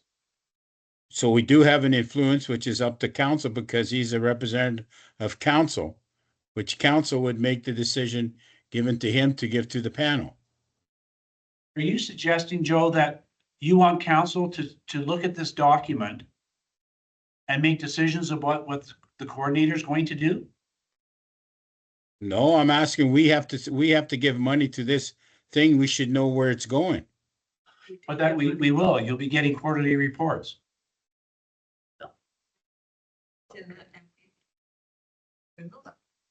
So the panel will be directing the community safety and well-being person. They will go in and do their thing based on what that panel tells them to spend their time doing. They will be reporting back, not to Emily, but to the panel, of which Kevin is a member of. And he in turn will report what are the findings that are coming out of, what are the results coming out of the community safety and well-being's actions in our city. And that's how we will get information as to whether our money is actually making a difference in the community in carrying out the So, document we paid for. hypothetical questions. Next year, they need another $100,000 for this program to go. Does those 3 people decide on that 100, or 2 people could just say yes, and ours is overvoted? So does that mean we have to give 100,000, or we can No. veto it? No, the bottom line is every year, anybody comes to council saying we want this money, you have the power to say no. The panel is an extension of the city. If there is no money coming from the city, there's no panel. If there's no panel, there's no community safety and well-being coordinator. So it's Okay, pretty that- incumbent. So it's incumbent upon the coordinator to convince you through the panel that they're doing good things for the city. At the end of the day, if you think you've wasted your money, you'll make a decision not to give them any more money and the position will dry up. But you are already committed for 2 years. Thank you. And not my decision, it's council's decision. Sure. Okay, so just, Are you saying I was doing something wrong? no. Okay. I just want to be clear, just because it was thrown out there, I want to be clear so that the public or anybody that's listening knows. administration cannot spend money without council's approval. So when the auditor comes in, they pull up random expenses and they say, show me the motion where council gave you approval. There is a bug here. Where council gave you approval to spend this money. And we have to show that motion. So I don't want it out there that administration is allowed to just say we need another $100,000 and So be it. Yeah. yeah, it doesn't happen that way. Pete? So my question has to do with the money as well. So we committed for 2 years at $80,000 per year. Correct. But this position is not being filled till month 5. So will it be calendar year or is it 2 years from beginning of May? That was the agreement. That in was the in the MOU. business. So Yeah. what happens then? After, yeah, I guess we'll still be okay because the budget will Right. then Be carried Yeah, over. be carried. be carried Yeah. over. So there will be need to have discussion again, though, in budget 2027. 8. Yeah. Right, because of the fact, even though that position is still being filled and someone's there and money's been committed, come June 1st, They Of better- that they better following hope they year. have a Successful business case. right, Previous okay, fall. and that's what I And we just wanted. kept on that purposely because we weren't sure. Sure. And so we pulled it up and it's 2 years versus calendar years. Okay, that's, thank you. Okay, I'm gonna cover one more topic, then we're gonna take a break. Did we cover joint use planning agreements? That was the last one. Joint use planning agreements, that's Laura, and then I'm gonna get some clarification. We're gonna take a break and then come back to some other more meaty things. I was handling the JUPA for the first little while, and then there were a bunch of extensions that were granted, and then I've since turned that over to Kathy and her team. There's still, I think, a lot of discussions that need to happen around council's desire to continue to fund the maintenance of sports fields and stuff through this agreement. But Kathy's been working on it, so she can give you an update. So right now, the deadline to have the joint use and planning agreements completed is June the 10th. We are approaching that date very quickly and we are not going to be finished. So we are going to be requesting an extension from municipal affairs right now. So we have had conversations with Star Catholic School Board. They are very willing to participate. And then we've also had conversations with Wetaskiwin Regional Public Schools. They are also wanting to participate, but their major project right now is the Norwood School. And so they've kind of put that piece kind of on the back burner for now. And then we also have a communication going out to the Francophone School Board for this area. Even though they don't have a school yet, there could be potential for one in the area at some point. So we want them part of this agreement. So yeah, we're going to be asking for an extension. I guess I'll have more information once we hear back from municipal affairs. And for a couple of years, I worked directly with Larry. And I think we've got a document that's pretty solid. It covers, yeah, it covers a lot of information. I think the only pieces that are still kind of out there are, does council want to continue? Like I talked to Zanette today and when they looked at the utilization of the fields, we don't actually book any of them. So it's community groups directly through the school. So why is council paying for the maintenance of those fields if it's not for us? So that's, I think, a bigger political discussion that we need to have with council. Either, are you supporting the school board this way and the community? Or are we saying, no, we don't need it, so we're not gonna maintain that anymore? And so we're finalizing some of those costs to have that discussion before we can get back at it with the schools. But also too, like the joint use component, like that is very well documented. It's the planning component that hasn't been touched yet. And so that's why we're asking for this extension through municipal affairs. Okay, and follow-up question, is it one agreement? I think it's a separate agreement, one with Star, one with WRPS, one with Francophone. Is that true? Or is it- It would be the same one. Yeah, Pardon me? I- Is it a templated agreement, like separate agreements, but templated? Or is it one agreement and you have to get all the school divisions to agree and the municipality on one agreement? I'm pretty sure that would be municipal affairs preference. How that happens in other communities, I'd have to dig into that, if it's actually separate or if everyone has agreed to basically the same principles be in the agreement. So How carrying do we that, not know that? so carrying that Well, forward then, Requested. so carrying that forward then. As you said, Kathy, ideally, everyone would buy into the same agreement.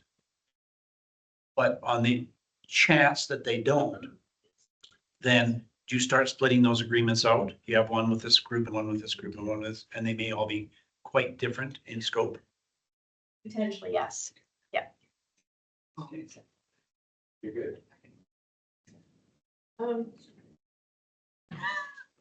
While you're thinking, I'm gonna ask a question then, and again, it's on agreements. But we've got, where all do we have agreements? So we've talked about the school board one. We've got an agreement with the fire ones, which I There's just, we, two different kinds, I thought, I think, that they're coming up and, or due, or past some two. past due or whatever. Do we have other agreements that, and what are the timelines for those other agreements? We've got a whole process set up in our records management that shows all the agreements and when they come up for renewal, so they have bring forward dates so that we've got more agreements, like I had Dale Unlin in before holidays. And he asked me about a tax thing, and I'm like, this doesn't look right, so we dug into it. While I was away, Kathy found an agreement.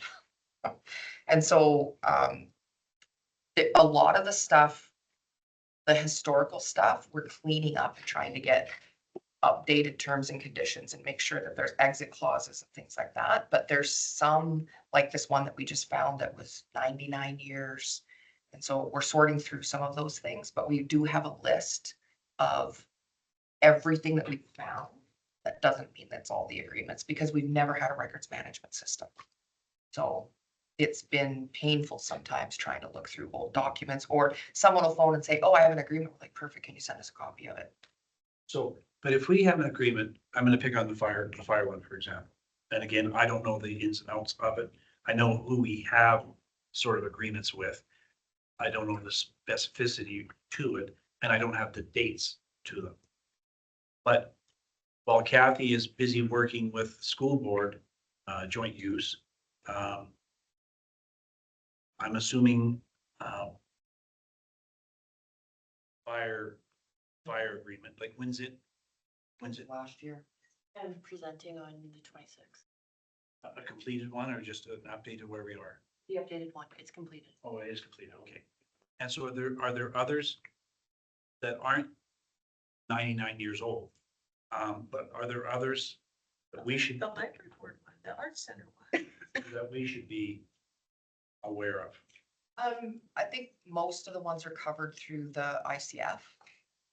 Municipal Collaboration Framework. So we listed all the agreements that were part of the ICF and all the agreements that were existing.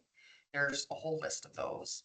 And then we have administrative ones like road maintenance and things like that. So So where do the ones fall, Sue, that would be, the gymnastics club, the curling club, those the are art center, all lease agreements, yeah. okay? So council. And those are all up to speed? Yes, so council passed the lease policy, and then all the agreements have, as they've come up, have fallen in line with the policy. Is that the library under that too? No, the library has legislation of their own. They're under the library. Is that another MOU with, is that, or is it, what kind of agreement is it with it? It's legislated, so we follow the Libraries Act. And there's not a lot other than you giving them money. There's not, and of course, the rental of the space. We don't have a lot of say on what happens with the library outside of money. But it's an agreement that we need to have to not let expire and make sure we're keeping current, right? No, you don't have to have a library in your community. You The choose agreement that the city currently has, over the lease. whatever the agreement is, sorry, it's the letter. Is it a letter or is it a memorandum of understanding? Is it a letter of agreement? Is it a lease? So, well, we've got a lease for the building. What happened was, when I first got here, the library were city staff. And I had a chat with the librarian and I was like, that's actually against the law. And she's like, oh, I know. And so when I became city manager, we fix that. And so we started following the legislation. So there's no, I mean, other than the lease agreement and us having the discussion through budget and things like that, we don't have rules around how we interact with each other. Like we severed a lot of that stuff. Sorry, it's coming up at the board meeting tonight, there's next level of something. My computer is, Agreement. Can I, so Laura, are you looking for or expecting to see some form of agreement of the library board providing library services in our community? Is that sort of what you're looking for? No, I'm looking for whatever it is that Kevin and the library director are updating that's gonna expire at the end of the year, that was something. Sorry, No. I honestly don't know what it is. That's why I'm asking I about think it. we're doing a report at the next meeting. Oh, there's a, hang on, here's a bylaw of it. It's okay. That was not, I will put in an information request, because my question really was seeing the June 10th deadline when I read something from AB Munis about the joint use agreements with schools and saying, hey, June 10th before, like, 5 weeks away, where are we at with that? And I'm sorry, but I want to get my information here and at this table, not being, oh, the representative school, oh, so school board, where are you at with that? Where's the city at with that agreement they're supposed to have in place with you? I wanted to come here to get the answer so that, So we've got a library board bylaw that is required as part of the act. sure, they've used the language of MOU, but Yeah, and I remember that too, from my year there where, and Kathy would talk about, so I'm just throwing out words, would talk about that we got a divorce, that the library board of the city got a divorce and what the terms of our divorce was, and she referred to it as an MOU. Yeah. And so did Kevin. Okay, I found a RFD from Paul on this. I can pull it up and send it to council. It's, Because that was part of drafting part of that. You're saying, I would just like to know what I'm walking into tonight related to the city. yeah. Do I need, Myself. do I need to advocate on our behalf? Reps. There's a call with. Going up to see something. did you get anything about the who's going to the library board meeting tonight? Jeanette answered that she was going. Well, I'm gonna put that sort of on hold and Yes, see if please, we hear back. that really wasn't part. Yeah. I just wanted to know the school one, knowing Okay. the deadline coming. So ladies and gentlemen, I've got 1:57. I would like to take a break, but before we do take a break, Sue, can you give me an idea under government relations discussion, closed session? And I know you're guessing on what we might have to say. What are you looking at for a time frame there? How much time do you think you need? I only need a few minutes.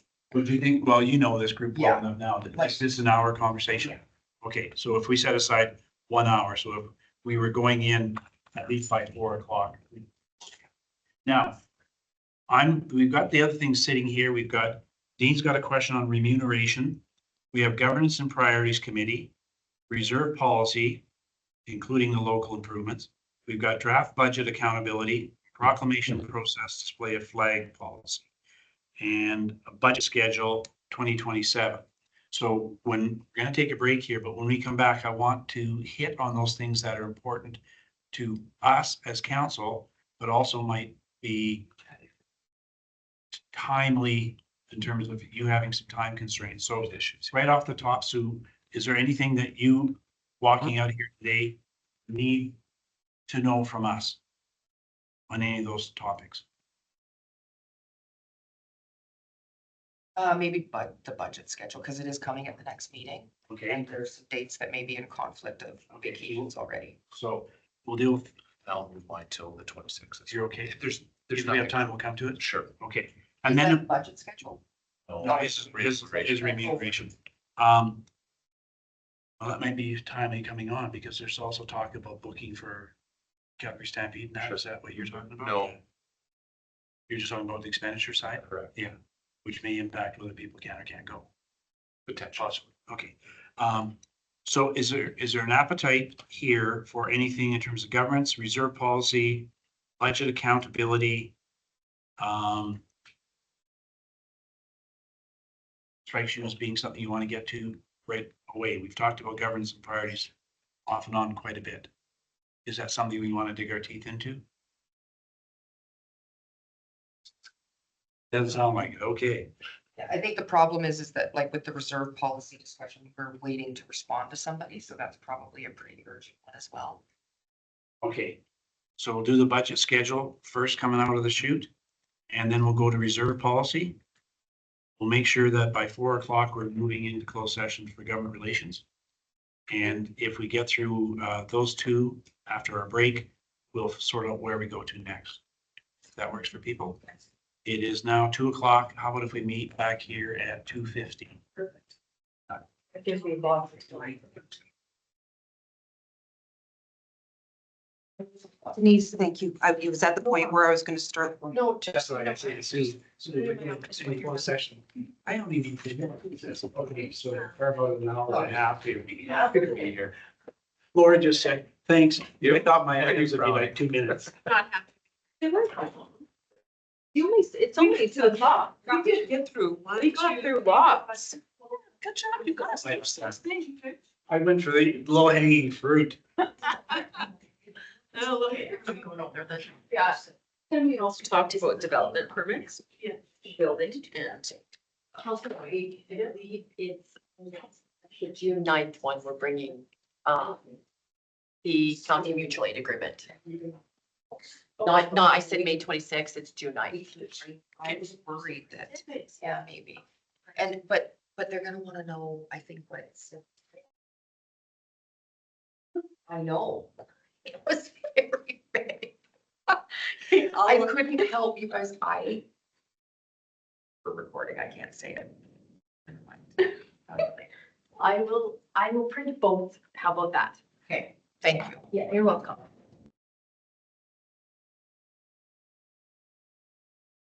I don't think it's recorded in the hallway. I hope so. No. I sent an email to Zanette, Laura, to get that. Freezing out there. And you- And I can't believe there's gotta be a drop of It's a 50 question that's there. This is at about 28 degrees right now. So it's quite balmy. Changed it, that we were just following legislation, but when I did a quick search, Paul had it. So hopefully she'll say, I told her I needed ASAP. Thank you. And There's lots of. want to say it was part of the director's update that just they Put it in your locker. I'd like to know what it is. Never thought of that, did you? To chime in or That's a great idea. give direction. Glad I thought of it. I'm gonna need one for this day and one for this day. Absolutely. So, The question. no, I'm not going to, because it's just a smart ass. Now that we're big, is there a way to kick on the fan to let it run for? Maybe. I don't know, is that a time or anything? It's just an off switch. Did you hear Sue say about her switch? And they. Oh, yeah, they put a tag on there that said something like the secret death trap door or something, and then Ainsworth showed up and they didn't like it, so they removed it, and I'm like, well, they're fun records. Tommy's like, yeah, they didn't really find it as funny as we did.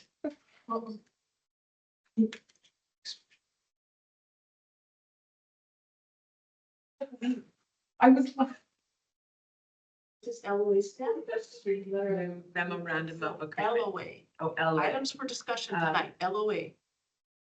Letter of, It could be. letter of agreement. LOA is usually what we call leave of absence. I know, or, and I have it, a license occupancy. I had to start this. Or living out. This is what I've started because I really get lost with the acronyms. I'm like, what is this? What is I'm this? sure LOA is the, I think it's leave of absence, isn't it? No, no. it- where she got it. It's for items for under discussion. Items for discussion. It's what she and Kevin are working on. See, they refer to it as an MOU all the time, but I don't know that it is because they have to, because they're not like FCSS. And I read it, I now I'm looking for the link to it, because I actually. And I don't see it. So I'm looking here to see No, I read it. minutes. Oh, LOA draft down in the body of her. From May sixth. Oh, okay. There you go, the LOA draft. LOA. Letter of Oh, agreement between the city and the library. And yeah, mostly. there it it's is, about right here. money. right here. Don't switch. This is their draft, so this won't be the current one with the current expiry date. The current one is for its current expiry date, but clearly we're not making the other dates. No, well, like I said, Oh, and I'm glad there's a list and that's great, but the whole point with the list is there has to be intent that you started before it's due. So try doing your mortgage a month after it's due. It doesn't work. And so it's not just the fact that there's a list, it's so who actions the list? And how long before?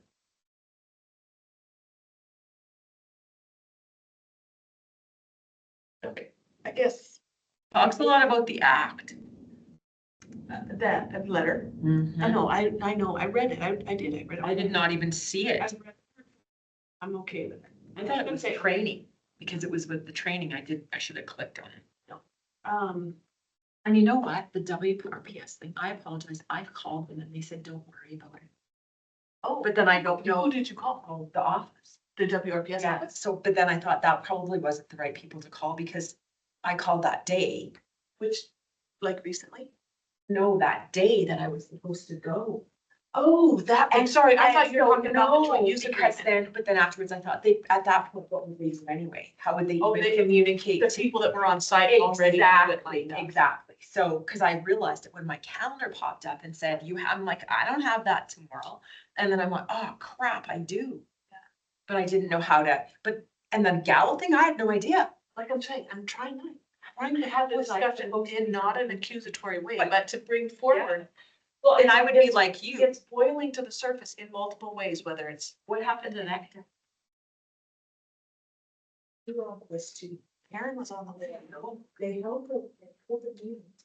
It was paid seats, it was a waiting list. See, I got a It was- notice a week before that said, are you still coming? And I went, I cannot guarantee, so I'm just gonna cancel. And they had your not guaranteed piece. They thought she was coming, No, so because they waited. we were, And because that's why I asked, because we went to the grand opening.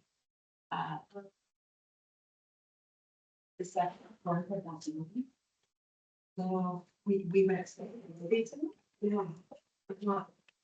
It's right on the corner, but they opened this. oh, at Yeah, and the discussion was held about who was doing it. That was yes.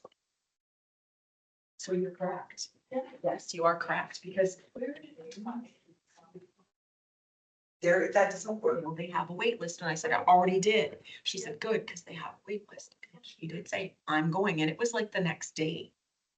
Because you were there, and so I'm going, and I said, no, I'm not sure, I wanted to give up my space, because I didn't want to keep a space. I now you're saying that. Yes, but there was, because Raylene Point You're Blank right, said, was there. Gala, first I've heard of it. Oh, yeah. Oh, it was so awkward. Well, and for them not to know that you were, like you were.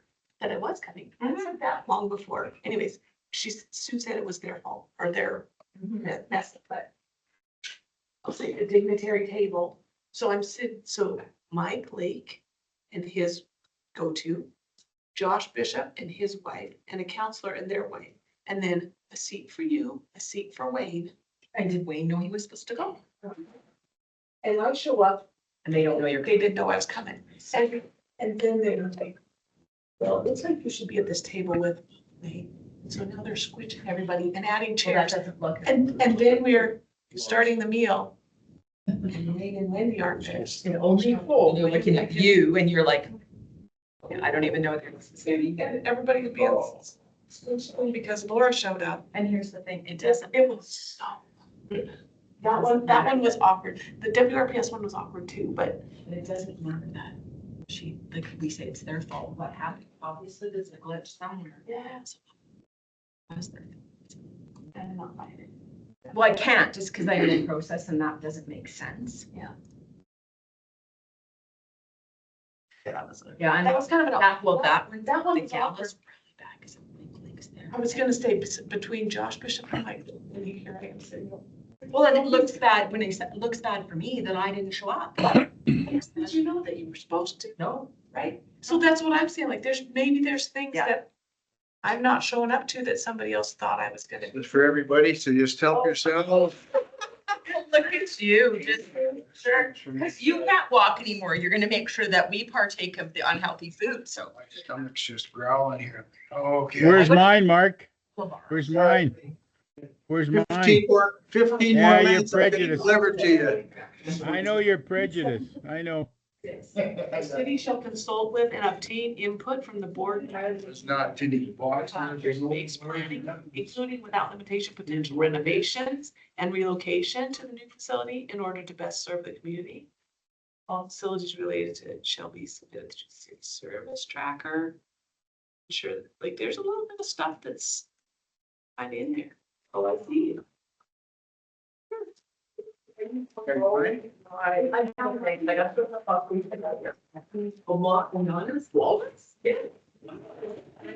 Including my name. Move your mouth. Okay, come here. Oh, just- You're a good man. Well, there's nothing really good in that Can you story. see me in it? No, nothing. I'll put some. Oh, yeah, you highlight your anonymous kangaroo. No way. Here. I think Google Docs, I'm sorry. I didn't know it was there. Yes. And why put your own wallet? Why anonymous? I don't know why they're. Yeah. You're not kidding? It's, Oh, I'm good. Thank you so much. Are you in the draft LOA? yes. Oh, I just got it from Zinnet, but that's not. No. I'm gonna find the MOU that we had and I'm gonna send that to you. What do you eat? I want to give you one. I have a box I'm full. curious when this letter. I'm gonna eat. Let's, Elevate. it's my addiction. Oh, there must be an existing. Your addiction now. Oh, not, now you need to be, you have a treat. I do love black. No, I'm trying to be more healthy. I didn't realize there was nibs. And it's not cooperating. I have my oranges. Didn't see any oranges, bananas, box of granola bars there or nothing. Saw everything there that was running around high school kids. Imagine that.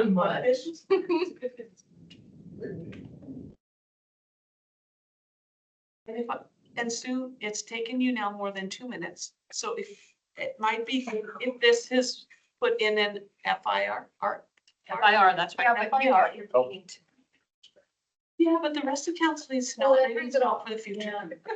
Just a draft and an update, but you're right, I kind of want to know what I. I've got- Ceiling fan up there. Thank you, good job. I have a question for you because you and I both got, you and I on an email, it's just to you and I, so it's obviously somebody that knows us too. They don't give us any name. We don't show me? There's 7, yeah, because it's you and I that are on it.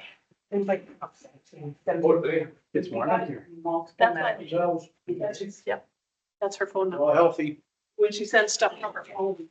So that's why she's Yes. on here, because Healthy as I can be. it's a term of, okay, if you're gonna send me 5 emails and none of them have either your name on it or any. You know, that's, I don't answer them.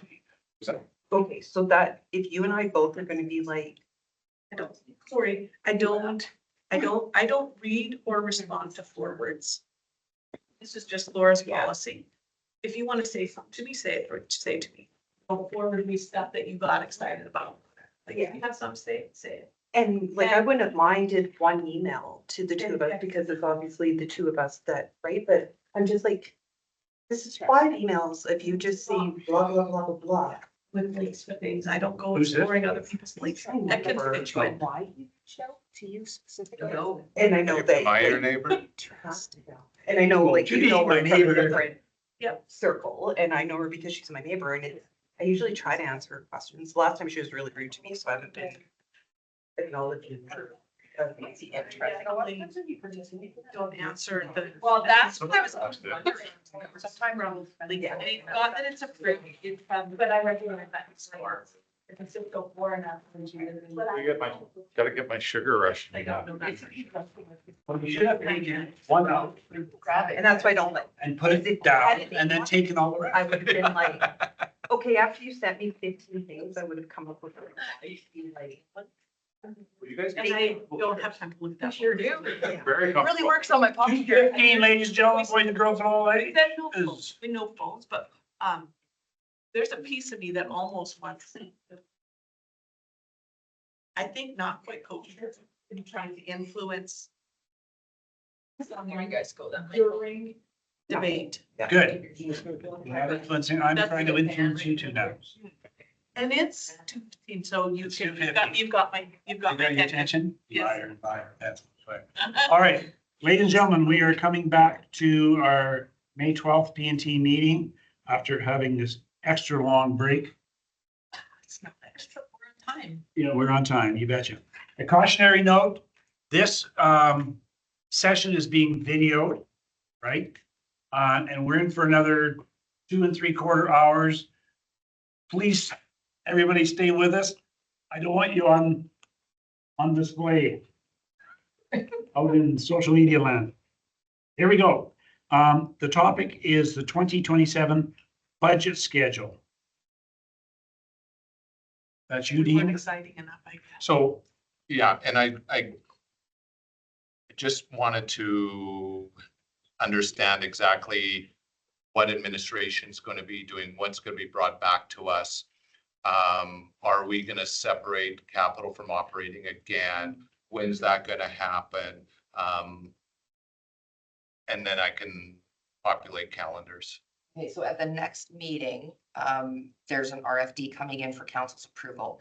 I am getting slowly caught up on emails and I've been paying attention to this, but I also know, like, I've asked Tolu to have backup dates in her back pocket because when I double checked with my calendar, some of these dates, the mayor is gone.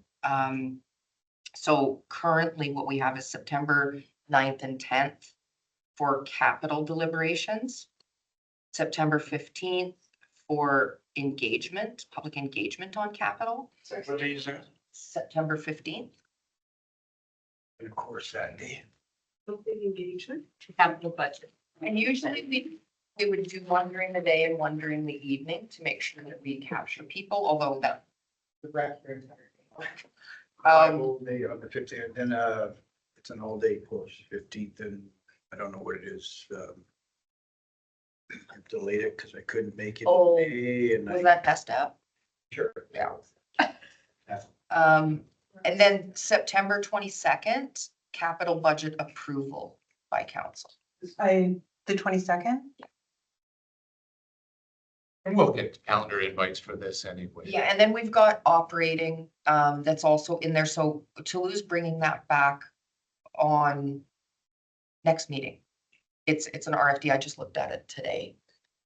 So can I, so part So of, just a RFD, a request for decision.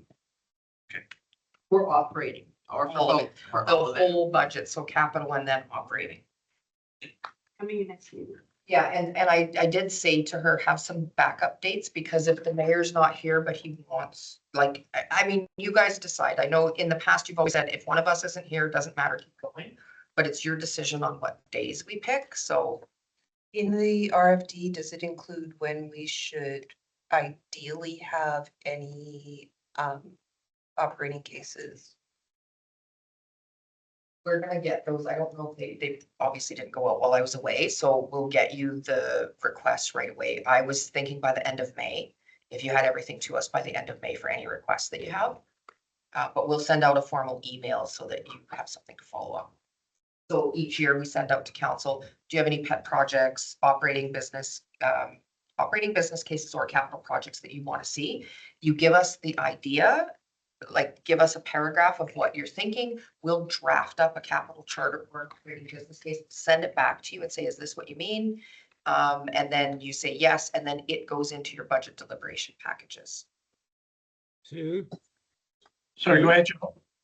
I'm gone September the 4th till the 23rd. Yeah, I had that in my calendar, so that's why I told the team that we might need to Okay. have a backup. Okay,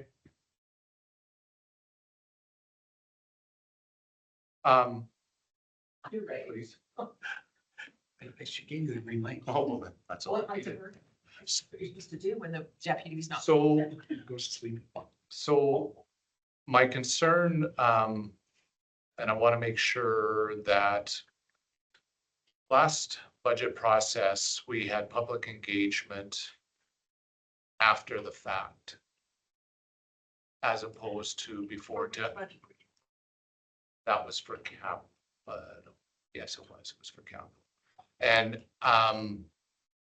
I felt, and I really wanted, not that we have a ton of input, but just the optics of having input after the fact, I thought wasn't great. So I'd like to, personally, I'd like to have it before we deliberate. Well, and we could, like, when it comes to council, what I would suggest, so right now it's got September 8th, but is that a council day? Yeah. Or is that the, okay, no, it's the 9th. The 8th is, we just changed it, so, right, okay. So, my suggestion is, because we're not gonna do it in August, which, and we need a couple of weeks, so when this comes forward to you, maybe suggest the end of September, and then the beginning of September is when we'll do the public engagement. And as far as the mayor or anybody, like, if we don't pick dates, we're gonna be herding cats. Yeah. So I think it's real critical we set the date and do your best to be here. Commit. The only other thing that we haven't really talked about with council yet is what does the package look like? So we're trying to move towards PBB levels of service and make the document PVB, priority-based budgeting. And so not level 3. But if you tell us ahead of time, we will make the document. And I've talked to Lou and the team about this too. I would really like us to get away from binders and have coil-bound budget documents that we do not have to keep adding things to. But I need direction from you ahead of time. What is your expectation? We haven't had our budget kickoff yet with our team, but we're sending the same message that we did last year. Hold the line everywhere that you possibly can and only do inflation on areas that you must because of contractual obligations or market trends that we're watching. We went through the OBCs the other day and we're over 1 million already. And so that's without any of the things that you're looking for or any of the things that must be increased in our budget already, because we haven't opened up Questica yet for the team. So it's looking grim. So our message to the team is hold the line everywhere that you can. But it would be nice to get some direction on what you want to see as well. yeah, sure, I don't have to explain it. So I guess I do have some concerns with hold the line. And not that I want to open it up and see a $10 million increase. I guess I think that in some cases, the people in the field most closely associated with, I'm going to use the word levels of service because we keep coming back to that conversation, may well have some good ideas and thoughts about not just about saving money, but how we can improve services. And it may come with some increased costs. And I would hate to deny staff an opportunity, and I'm talking staff, I'm not talking senior management. I'm talking the lawnmowers, the whatevers. And like, as much as the people in this room are really, really smart, I mean, city employees, I don't think that smartness ends at that level. And I understand from a perspective of let's hold the fort. But if there's an opportunity to improve services or expand services that might come from a little bit more of a tax increase, I think we would be remiss if we didn't at least look at it. Right, and I think that comes through our priority-based budgeting process. So Kathy's been doing training with all of leadership team to make sure that all the managers understand it. And our budget's been updated in there, and those are gonna be the opportunities to make changes and get those in front of council. So we have some opportunities for savings. We can do things better and maybe not necessarily find dollar savings, but we can be more efficient. So we're actually getting other things done.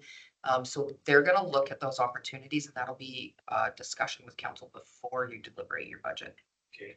And so then my next question is, for 2 budgets now, I've heard that we're trying to put a real focus on levels of service. And the first words you threw out today were priority-based budgeting. And now all of a sudden, I'm losing contact for me personally. Maybe Dean's got it all figured out. I haven't. Because I'm trying to figure out how we've been trying to do all our budgeting through this thing called level of service. Here's what we can deliver for this much money. And now we're talking priority-based budgeting. So can you, I was going to use the word Reader's Digest version, but then nobody would know what that is because you guys are way too young. And then I was going to say Coles Notes, but then that would make you guys way too young. So can you, in 30 words or less, connect levels of service and priority-based budgeting so I'm not going down some perceived rabbit hole? Kathy, if you want me to.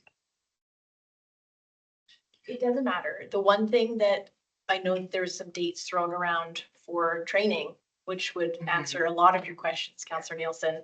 But the date was never finalized. But essentially, priority-based budgeting is a tool so that we can use the approved levels of service that council has approved with our current budget. We put them together and then we tell you service A costs this much in personnel and non-personnel. And so once that's done, they can be prioritized. They're rated and ranked based on your strategic plan, the corporate business plan, and then we can dive further into that, into insights. And insights are basically, do we continue to provide this particular service for this amount of money?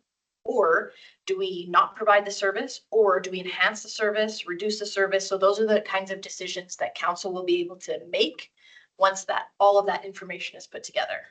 And so those levels of service are in the priority-based budgeting software.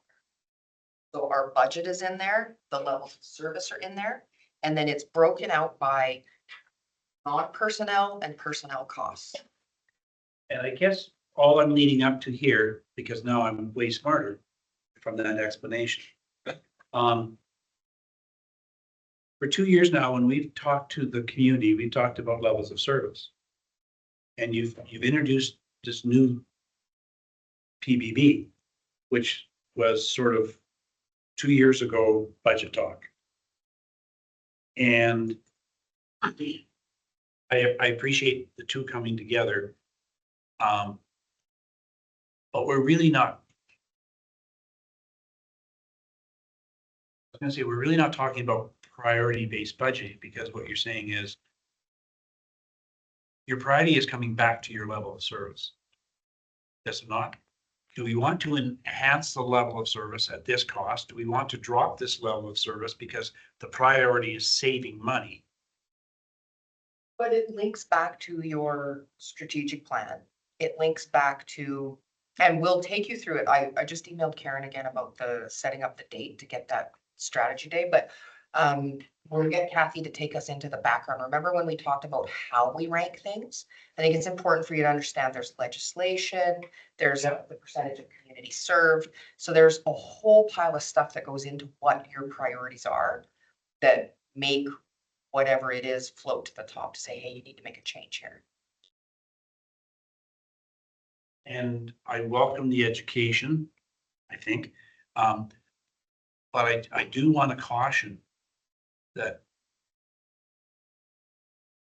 we talked about engagement being important, and as I say, Joe, are you with us? Mm-hmm. Okay. I'm here. Okay. Um, the,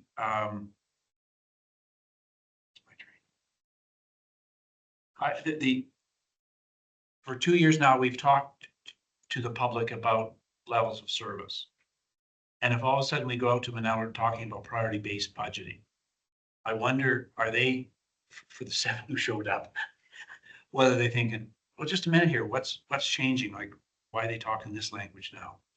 I think we set the stage a little bit because if you remember in the department, we had what our levels of service were, and then we rolled it up to level 2 budget for each department. And I can show you examples when we do the day training thing. Fort Saskatchewan does it really well. They actually have like the departments and then the services that they provide, and they show personnel, non-personnel costs. That's all they show in the budget. But they go through all the levels of service so that the public can see what each type of service costs. Do I think that you're maybe not fully understanding what Wayne's saying? Because I think he understands that because that's what ours looks like. We really started talking about PBBs, priority-based budgeting, what was my first term. And I was like, what the actual hell? And then we stopped talking about PBBs because we were still doing PBBs, but we stopped using the word really, because then we were getting so focused on levels of service because council was saying to you, if you're going, not if you, Yeah. If administration is making a recommendation to council based on priority-based budgeting. So for those in the room, that was one of the reasons that we made the decision around transit, is because it scored very low in our priorities based on the strat plan and the business plan and how It was totally scored. all of that went on. I think Councillor Nielsen's saying we need to get back to talking PPP. Because really that's what we're talking about, is we're making our decisions based on priority-based budgeting. That's it. Priority-based budgeting is a decision-making tool. Yeah. That's it. It's not budgeting. We've made it budgeting by inputting our levels of service. So priority-based budgeting is your decision-making tool, but it's directly related to your levels of service. And I think that needs to be clarified for all of us. Because the last council was starting to really push you on, I can't make a PBB decision if I don't understand what the impact is going to be on the service level. So then we drove you down levels of service and we started to not really be talking PBBs. So now is the time, especially since we're, because Joe wouldn't have been part of the early PBB discussions either, because he came in partway through that term, that we really get back to understanding the priority-based stuff. That criteria is. And for you, and that's where I say, you guys are the subject matter experts. And so you say it like I would talk about Greek columns. But it's not our everyday language. And I wouldn't talk about green columns, and now I'm not sure I'll talk about PBB because we're in the same domain, but I appreciate the comment. I'm happy to go through the exercise and it may help me better connect the language. Yeah, I'll leave it there. I don't want to be taking potentially the public down a rabbit hole unless I really know what's in the rabbit hole. Dean? So we talked about, not the PBB, the levels of service. And that was basic, I won't say put on hold because that's not fair, but it was, we were just gonna identify what currently we're doing. And so it's now a year later, thereabouts, half a year later. And are we just going to leave it at that and just move forward? Well, I know that that's the question. So over the next 4 months, 6 months till we get to operating, are we going to actually sit down of this level of service? And what's the schedule of going through this level of service? Because to me, that's really what budget should morph into, so I don't need the level 3 any longer, and I can use the binder as opposed to page after page after page and trying to find nickels, which is a waste of my time. And I might be naive in thinking we can do that in a day, but that was that other strat planning day that we talked about, right? PBB, LOS. I would think it's, I honestly would think it's way more than a day.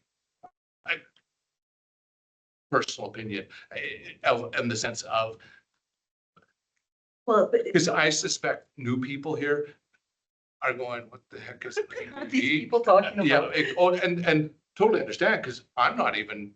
Yeah. Right, it's a lot, right? And so to understand what PBB is, what is level of service, what is, because we got that, I don't know, was the new council even presented with the level of service? Binder? Orientation. Okay, fair enough. So now whether or not They're well versed. they're well versed on it, right?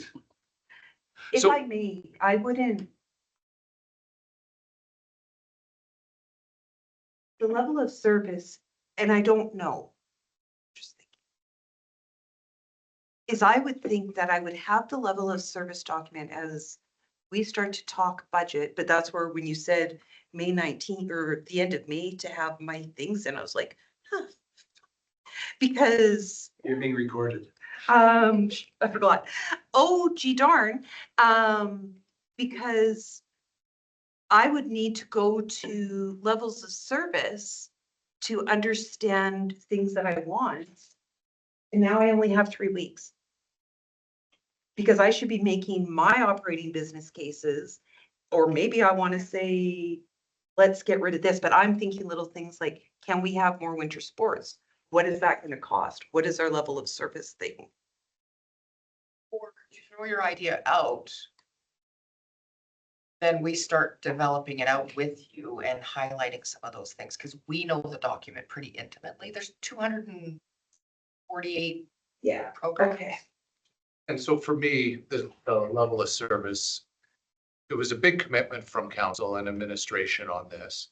And I don't want it just to Yeah. add to another binder on somebody's shelf. We identified that this being important, and I truly do believe it's important. I think it is a good way that we can move forward and make budgeting a whole lot better, right? And not having to do some of the silly things that we've had to do over the years. And I, in other words, I just don't want it to be, well, this is currently what we do. And then 2 years from now, well, that's currently what we do, and never really tackle that and talk about what are the true levels of service and what is it that you want to change? What do you want to increase? What do you want to decrease? And work from that document, as opposed to, well, I think that person over there has $500 too much in their budget. True that, true that.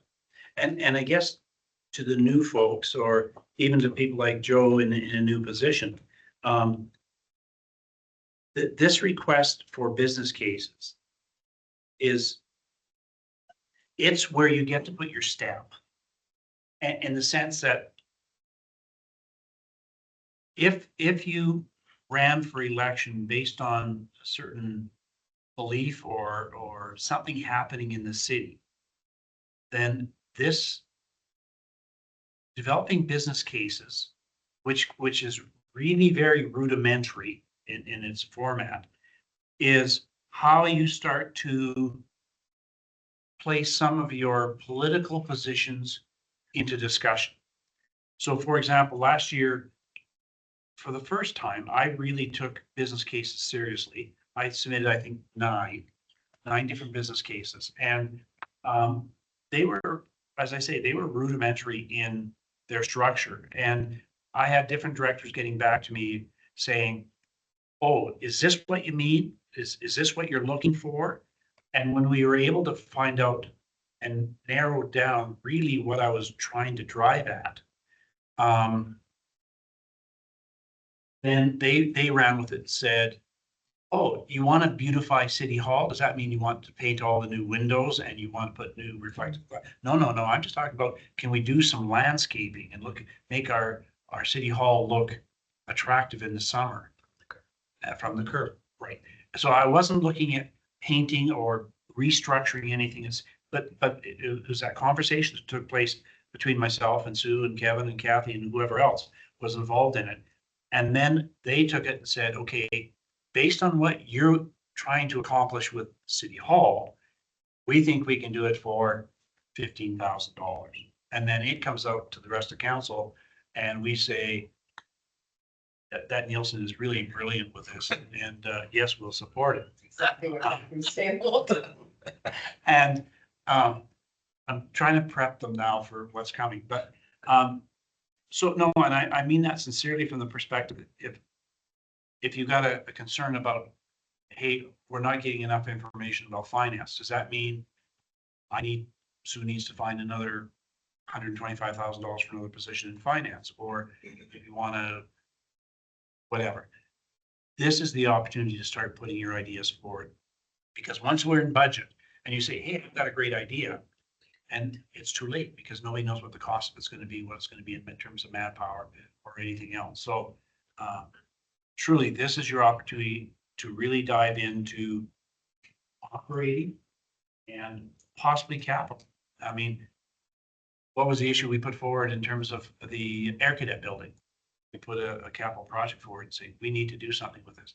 And a hell of a lot of work went into what are the costs and what are the options and all the rest of it. So that when we got to budget, we had some really meaningful, meaty information to make some decisions about. So spend your time and your time wisely in the next couple of months and start putting in. Because you ran on so many different things. I just think that you'll have 500 different cases. Anyway, So I don't think that the end of May is a reasonable time frame for us to get. We're getting cases in or? Yes. Well, The we're getting the criteria ideas in. If it's just a very basic idea, sure. That's what I understood it to be. And because I've had some and then pulled back on those, where it's been this idea, and then they get things, so I don't know years all went through all 9 of them last year. Unless you put a 4, 7 and only 9. I'm only admitting to 9. You know, Dean, if I may, I kind of agree with you. We're still in May. We haven't even probably have our first grass cutting. So how can we do a business case not knowing what the grass is going to be cut or watering the trees, or do we need to improve that? I find trying to put a budget for 2027 this early. I'm gonna bet Hard. one coming from you is gonna be about bullards. Don't fill my staff's head full of that because I made them put them in like months ago. We But expect, I think Go ahead, let it finish. Go ahead, Joe. the end of September to me be better, because then we haven't even gone halfway through the year. We haven't done a lot of constructions or anything like that to see where our failures are or our success are. And same with level of service we keep talking about. We haven't even started it. We're halfway through. We haven't even started to see the services we get during the summer and to predict. But Joe, I'm gonna challenge you here a little bit, because I know you get up at like 4 a.m. and then you drive around town and you look to see how things are going, and you do that in the summer and you do that in the winter. And I believe that Joe Bronco has an idea about what's been going well in our community and what ain't going so well. Yeah, you got it. So Business cases that I'm gonna write down No. on.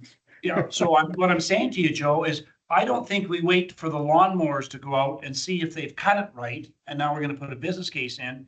This is, what have you seen in this community in the last 2 or 3 years, either as a citizen or as a member of council, that you think sucks and needs to be improved on? And it isn't a report card on what took place this week. It's a report card on what do you think would improve our community based on what you've seen over the last year or two. And I Okay. suspect, and as Dean says, or somebody said, Laura said, I suspect you're gonna pursue Bullards as a business case. No, And you're not going to? Okay, that's fine. But I suspect you've got a number of things in your head that you are either very happy about or things that you're not happy about. And now is the time to put those things onto paper and get a price tag for making them the way you want them to be. okay, I'm sorry. I'm Bullards will be on there. I'm sorry. I correct Yeah. myself. I'm glad to hear you're not dropping that one. They're gonna be there. And I know you well enough to know that you've got a report card in the back of your head about things you would like to see different in this community. Yeah, and I gotta put it on paper. That's my problem. Yep, for sure. Sue? I just want to add as well, so we've gone through and prioritized, and we'll walk you through that when we have that day on what the criteria is to prioritize. But the ones that have not met the cut are falling in an area called unfunded.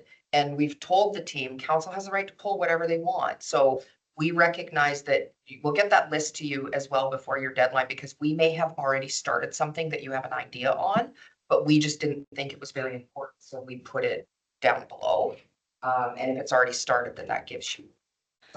Can you correct your language there? Mhm. It's not that you as administration didn't think it was important. The criteria. It was that the criteria put it, Make the threshold. Right, and we'll walk through, yeah, that whole criteria scoring.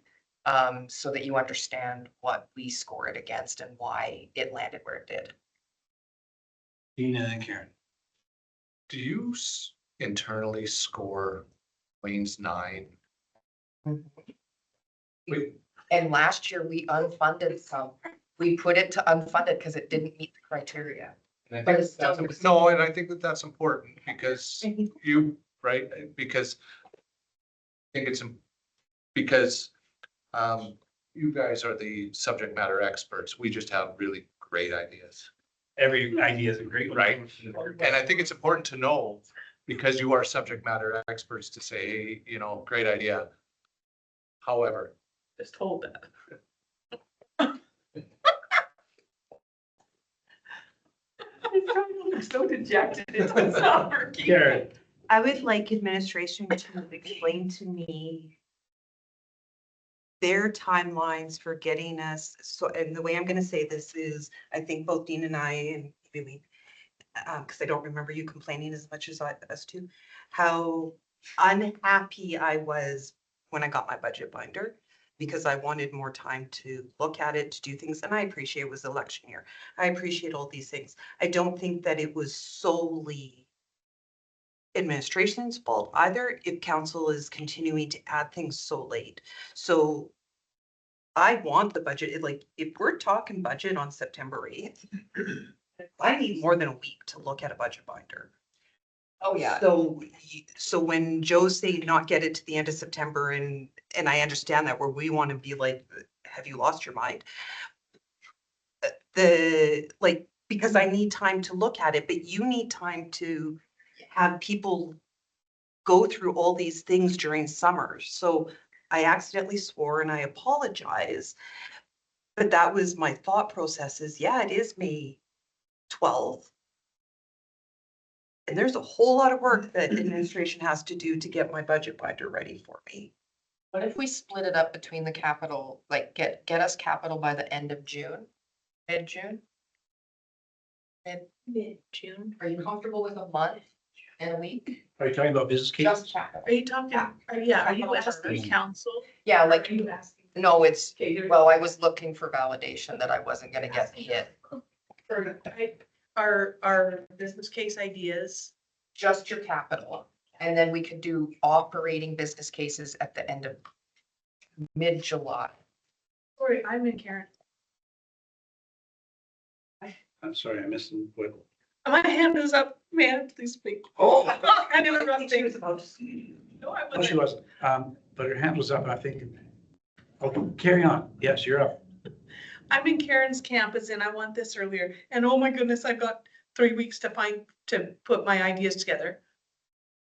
But I don't want to go to the end of June and not get a binder till the middle of September. Like, I'd like that binder at the end of August, so I can look at it for mid-August, so I can look at it for 3 weeks and absorb it before we start debating and doing stuff with it. So Goal I'd is, rather have the push be on us than on the Yeah. preparation or okay, or Back. chance us in time when it comes to our Deliberation. goal, like capital is really not a lot. So our goal would be to get it to you 2 weeks ahead of deliberations at least, and especially if we're moving budget engagement. So we'll have to get it to you at least a week before engagement, which would Yes. give you 3 weeks before deliberations. And then we would bring operating separate. And again, we aim for 2 weeks. If council wants 3 or 4, tell me, and then we'll work backwards from that. Like operating is the big one. Once you have the dates next week. Or next once you approve. No. I'm gonna come to you in a minute, Joe. Okay. So are we starting to nail down timelines and are they realistic? That's the issue. Because I don't want to put pressure on you to get us a document early, only to find out halfway through the conversation, you got to go back and change some numbers. No, we usually do a pulse check on costs right before deliberations to make sure that nothing's changed. And it doesn't seem like a crazy year. Like there was, I think it was 2007, every 10 days prices were changing. So we had a really hard time getting stuff in front of council because the economy was out of control. So we pay attention to some of those things, what's happening. And if we feel like things are getting really crazy, we'll let you know that we'll be updating those costs, but we do kind of a pulse check right before. We bring it to you to make sure that we're still comfortable with those. So the things we're talking about right now today, in terms of timelines and when OBCs are due, operating business cases or capital business cases are due, will be finalized at the next council meeting. Well, those dates aren't on there. You're gonna finalize the dates of engagement and deliberations, like approvals, engagement, all your time. I'll base when we get it to you based on what you say today. Or if you're comfortable with 2 weeks for capital and 3 weeks for operating, then we'll start working backwards to make sure you get your packages. And already I know mid-June for capital, if you get us your stuff by mid-June, we will meet the deadline for August getting it into you. If you get us the operating stuff by July, we will meet the deadline to get it to you in October. So does that mean we have set the dates for the capital and operating business cases? No, like the submission to me, Yes. no. You're gonna set, at the next council meeting, you're gonna set the dates for when everything's happening. Great. And then Yeah. we'll work back. And you have some warning now. Yeah, for sure. Yeah. Joe, you're up? Yeah, does this mean I have to get up at 3 o'clock in the morning to go drive around or 4? 3. 3, 2. Well, if I'll you're never- catching your sleep in the afternoon, Joe, you can get up. No, I look like a Chinese when I sit back. So that's why Whoa, my eyes whoa, are whoa, whoa, open. Be careful with that. Don't go there, don't go there, don't go Sorry. there. Sorry. All right, we regress. All right, so any further conversation on this then, at this point in time? We'll be seeing something at the next meeting. Okay. So now everybody can start putting their thinking caps on with regard to things that you'd like to see in your operating and your capital business case. Topic number 76 today is reserve policy discussion, including local improvement policy. Sue Howard. Okay, I know that there were some emails going around while I was away. I have had a chance to chat with Kathy, I think some of it is just semantics around the wording that were in the email. So it's my understanding that we have a resident that we need to get back to and firm up some of the information that was provided by administration to the mayor. So we will get that sorted out today, but I think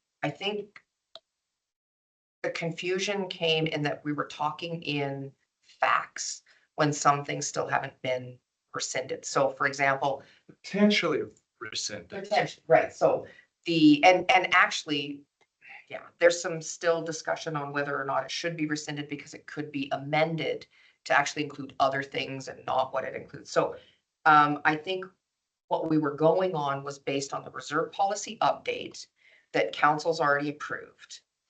In knowing that a renewal program, the infrastructure, what are we calling it now? Infrastructure Reserve Neighborhood Renewal Program. Yeah, so road rebuilds that used to be considered local improvements would be run through that reserve. Yeah, go ahead. No. So I'm really struggling with this and more so of the process of how we're having this discussion. I don't recall council ever coming forward and saying, let's get rid of local improvement. All of a sudden, and I'm not even at this point even want to have the discussion whether I'm for it or against it. But how did we get here when I don't recall a counselor saying, hey, you know what, we need to change this? It was the discussion that we had because I had brought up, and it may have been that planning day when we were talking through all of this. Yeah, because I had said, the way the current system is if the neighborhood votes it down, which has happened, then our policy is it goes back to gravel.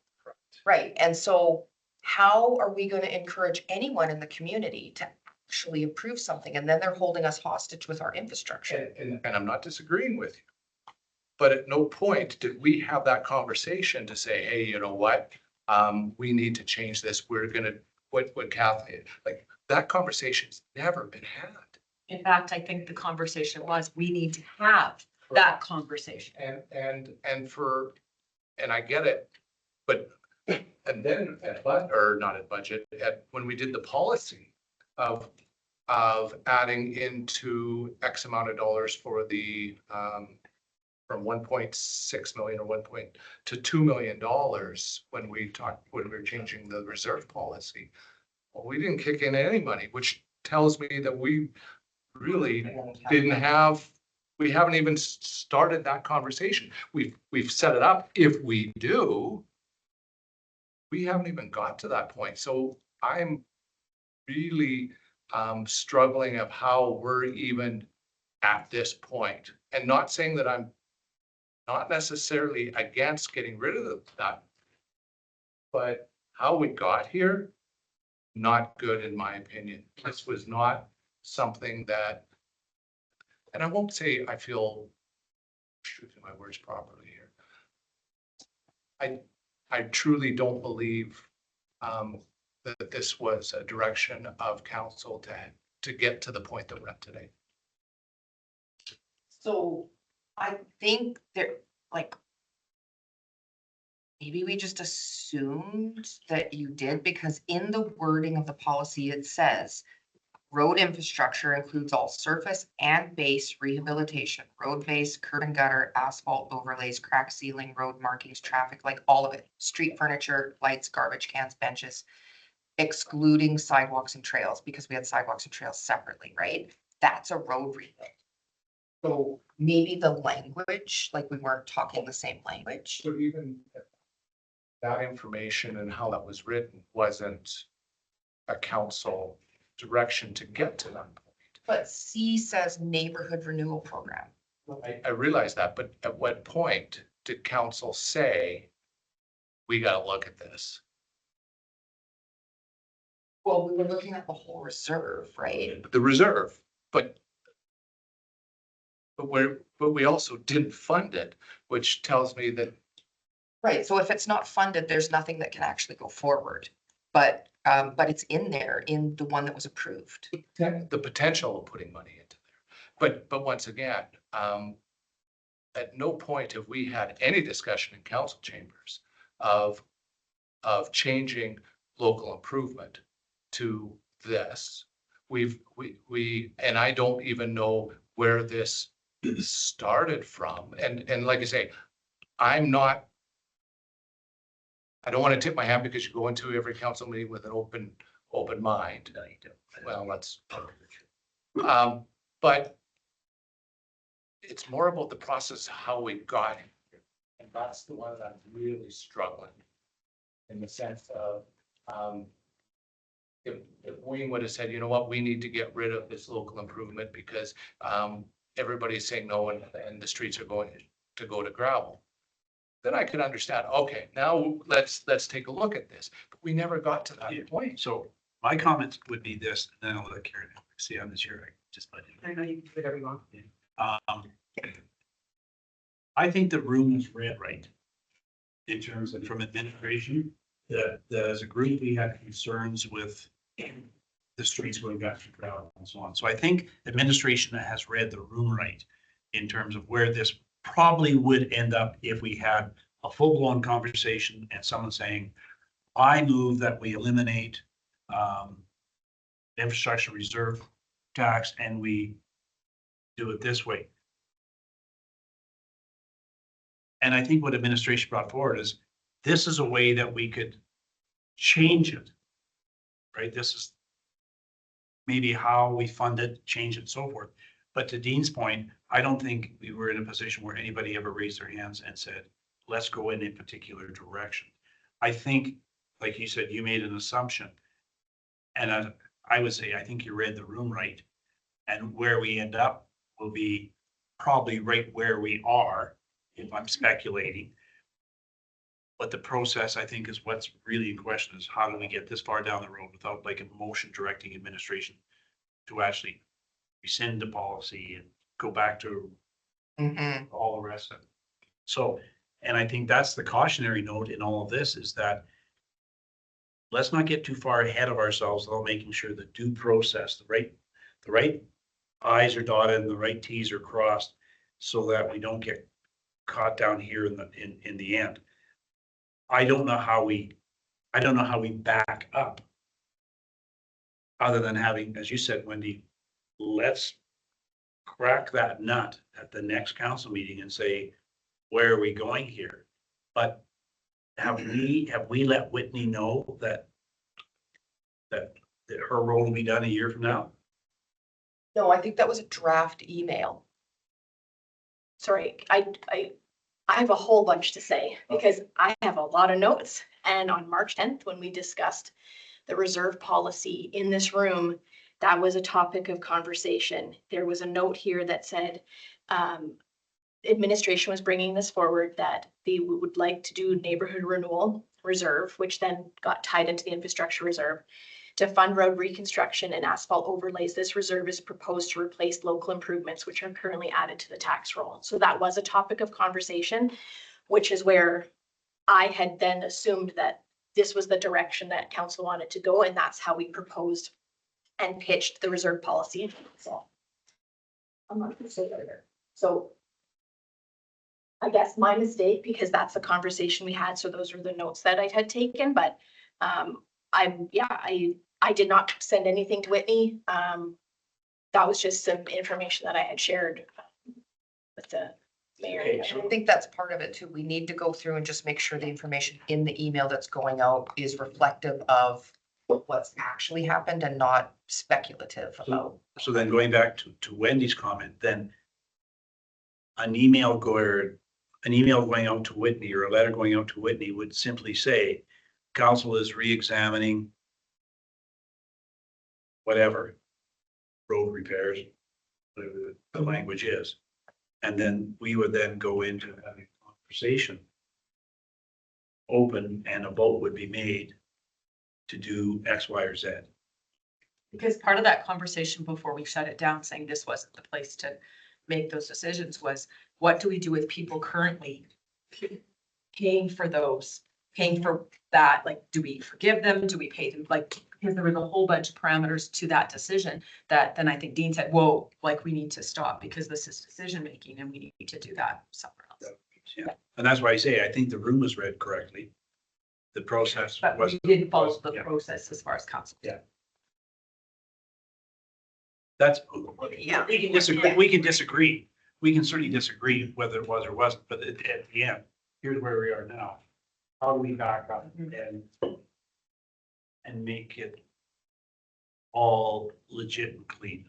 Well, and I think because neighborhood renewal is in there, but it's not currently funded, it's a moot point anyway, so it gives us time to go back and say, okay, yeah, is this where it goes? And I know Ryan had some different ideas on local improvements, using them more for extending services out into areas like Airport Road, things like that. So I don't know that we necessarily have to throw out the local improvement policy. We might just need to amend it, but we need to have those discussions before we bring that to council. So given the conversation you've heard here, what would be the kind of communication that goes out to Whitney then?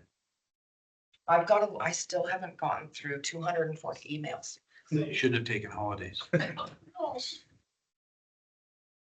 Sorry, You approved it. just a minute. Yeah, yeah.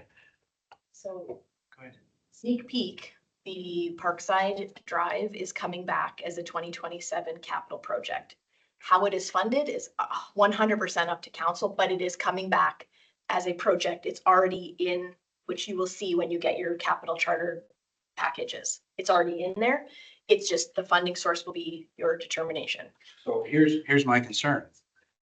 I live on that road, Correct. so I'm now voting on changing the policy so I don't have to pay anything to have the road redone. Good man. You can recuse yourself. Excuse myself, I want.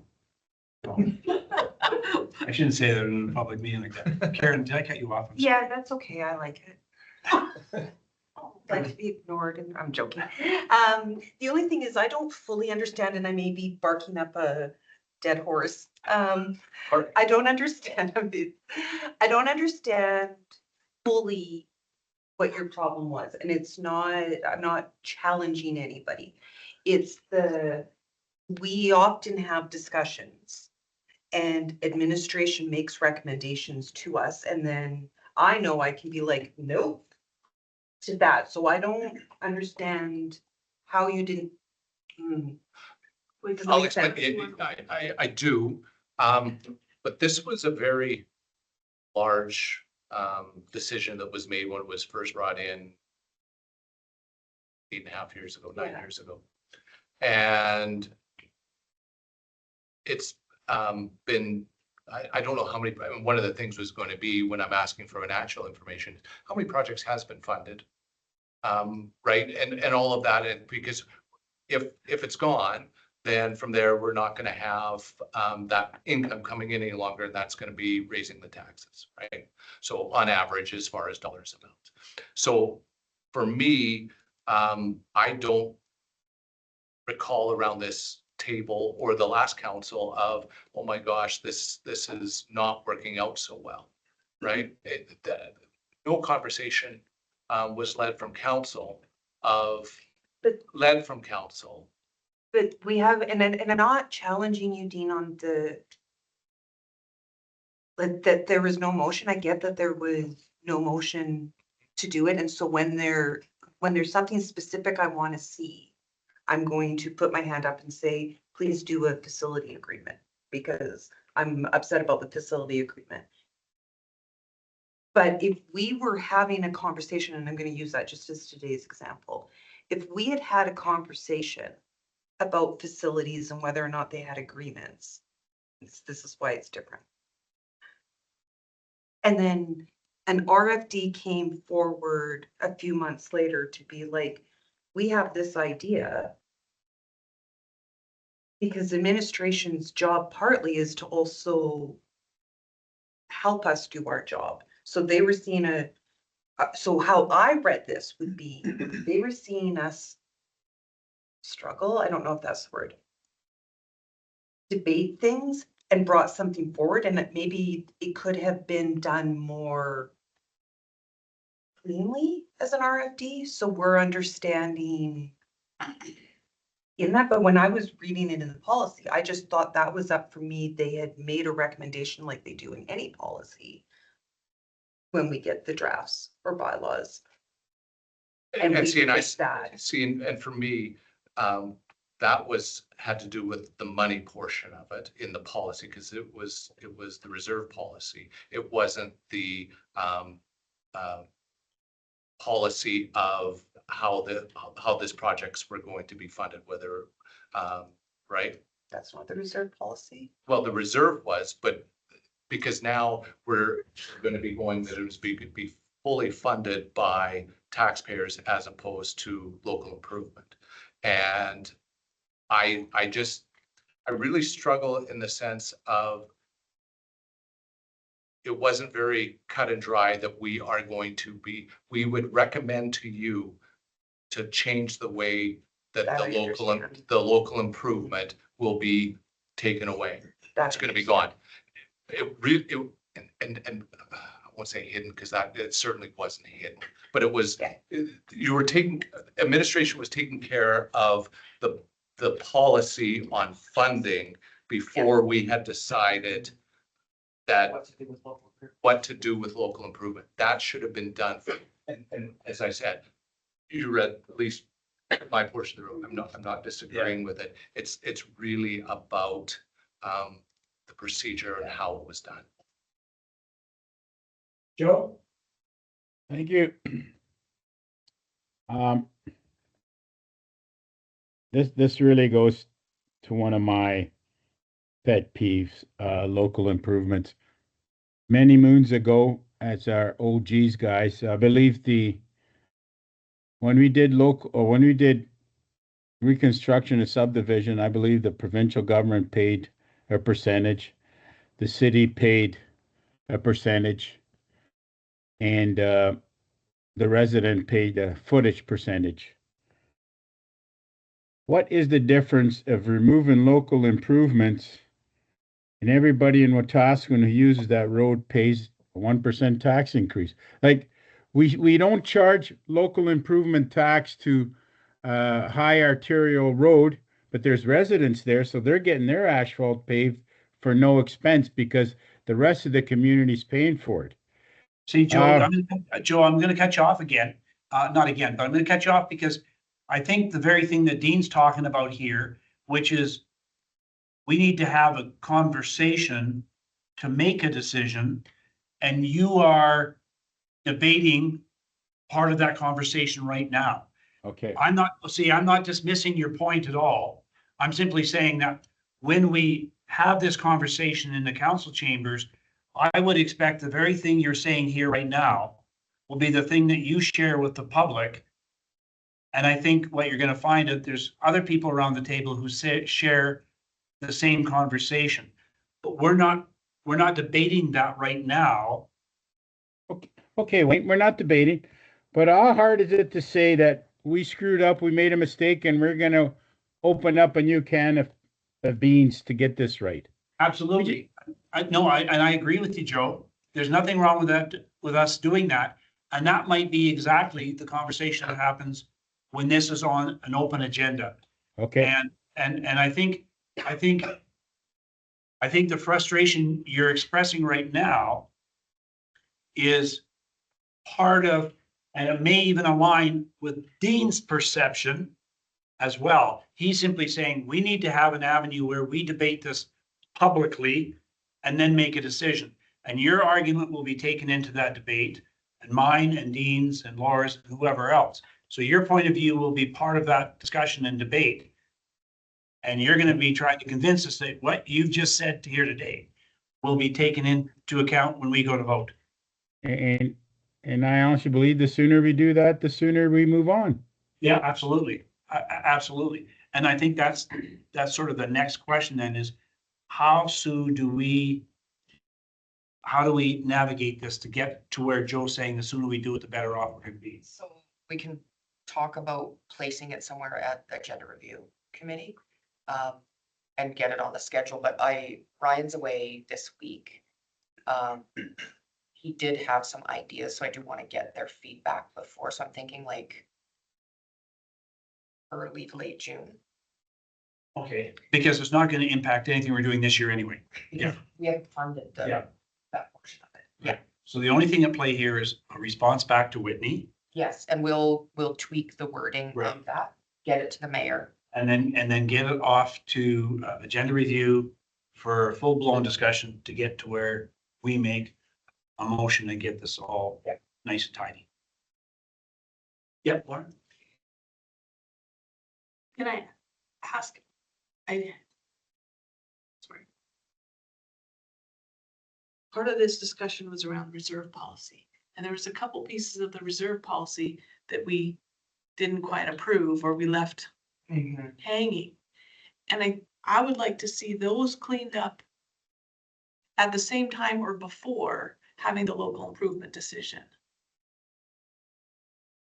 And I think the reserve policy is already on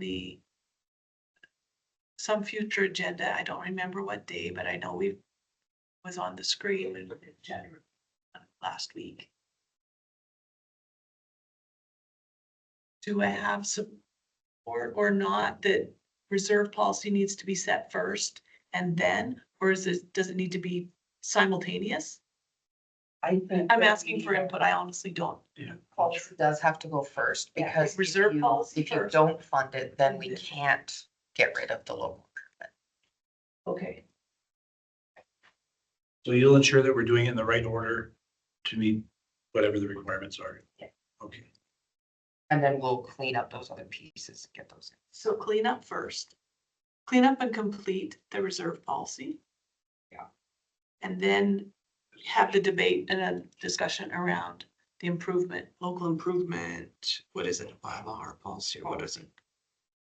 It's policy. It's a policy. Okay, so that works. We leave that with you, Sue, and then you guys will craft something to Whitney to make sure that she's getting some feedback from us. Are we responding or is the mayor? You said you would give him something. Give him.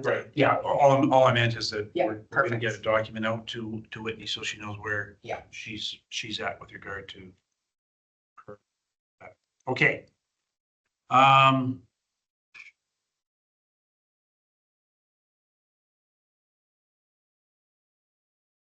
Mhm. Governance and Priorities Committee, Committee of the Whole, Sue Howard. I'm not reluctant to do it because it's you, Sue. I'm just reluctant to do it, period. I know, But so that's the feedback that I've been hearing and we've had some discussions, Jackie and I've had some discussions about really just getting back to basics and how it used to be when we were here. I haven't left, before Jackie left. And I think what we want to propose is just bringing forward committee of the whole, which is going to include everything like finance and audit and all those other committees that we can't actually get people to sit on. Anything that is for information, anything that is P&T related, feedback that we need from council before we bring it to you for approval. So it would be that collaboration piece. It could be the same day as council or on a different day. And then we would reserve council meetings just for decisions. So we've already gotten your feedback. We think we've nailed it. You might make some tweaks in council because we didn't quite hit what you were expecting, but really just leaving that for decision-making. The committee of the whole would be recorded just like council, and we would do an official agenda just like we do for council, get it to you ahead of time with the package and the information. And it's more formal than what we're doing with P&T. And just keep it simple. And that's what we're thinking, like bringing back those two things and your procedural bylaw. Like we would need you to approve that first, and then we would change your procedural bylaw to match your meeting structure that you have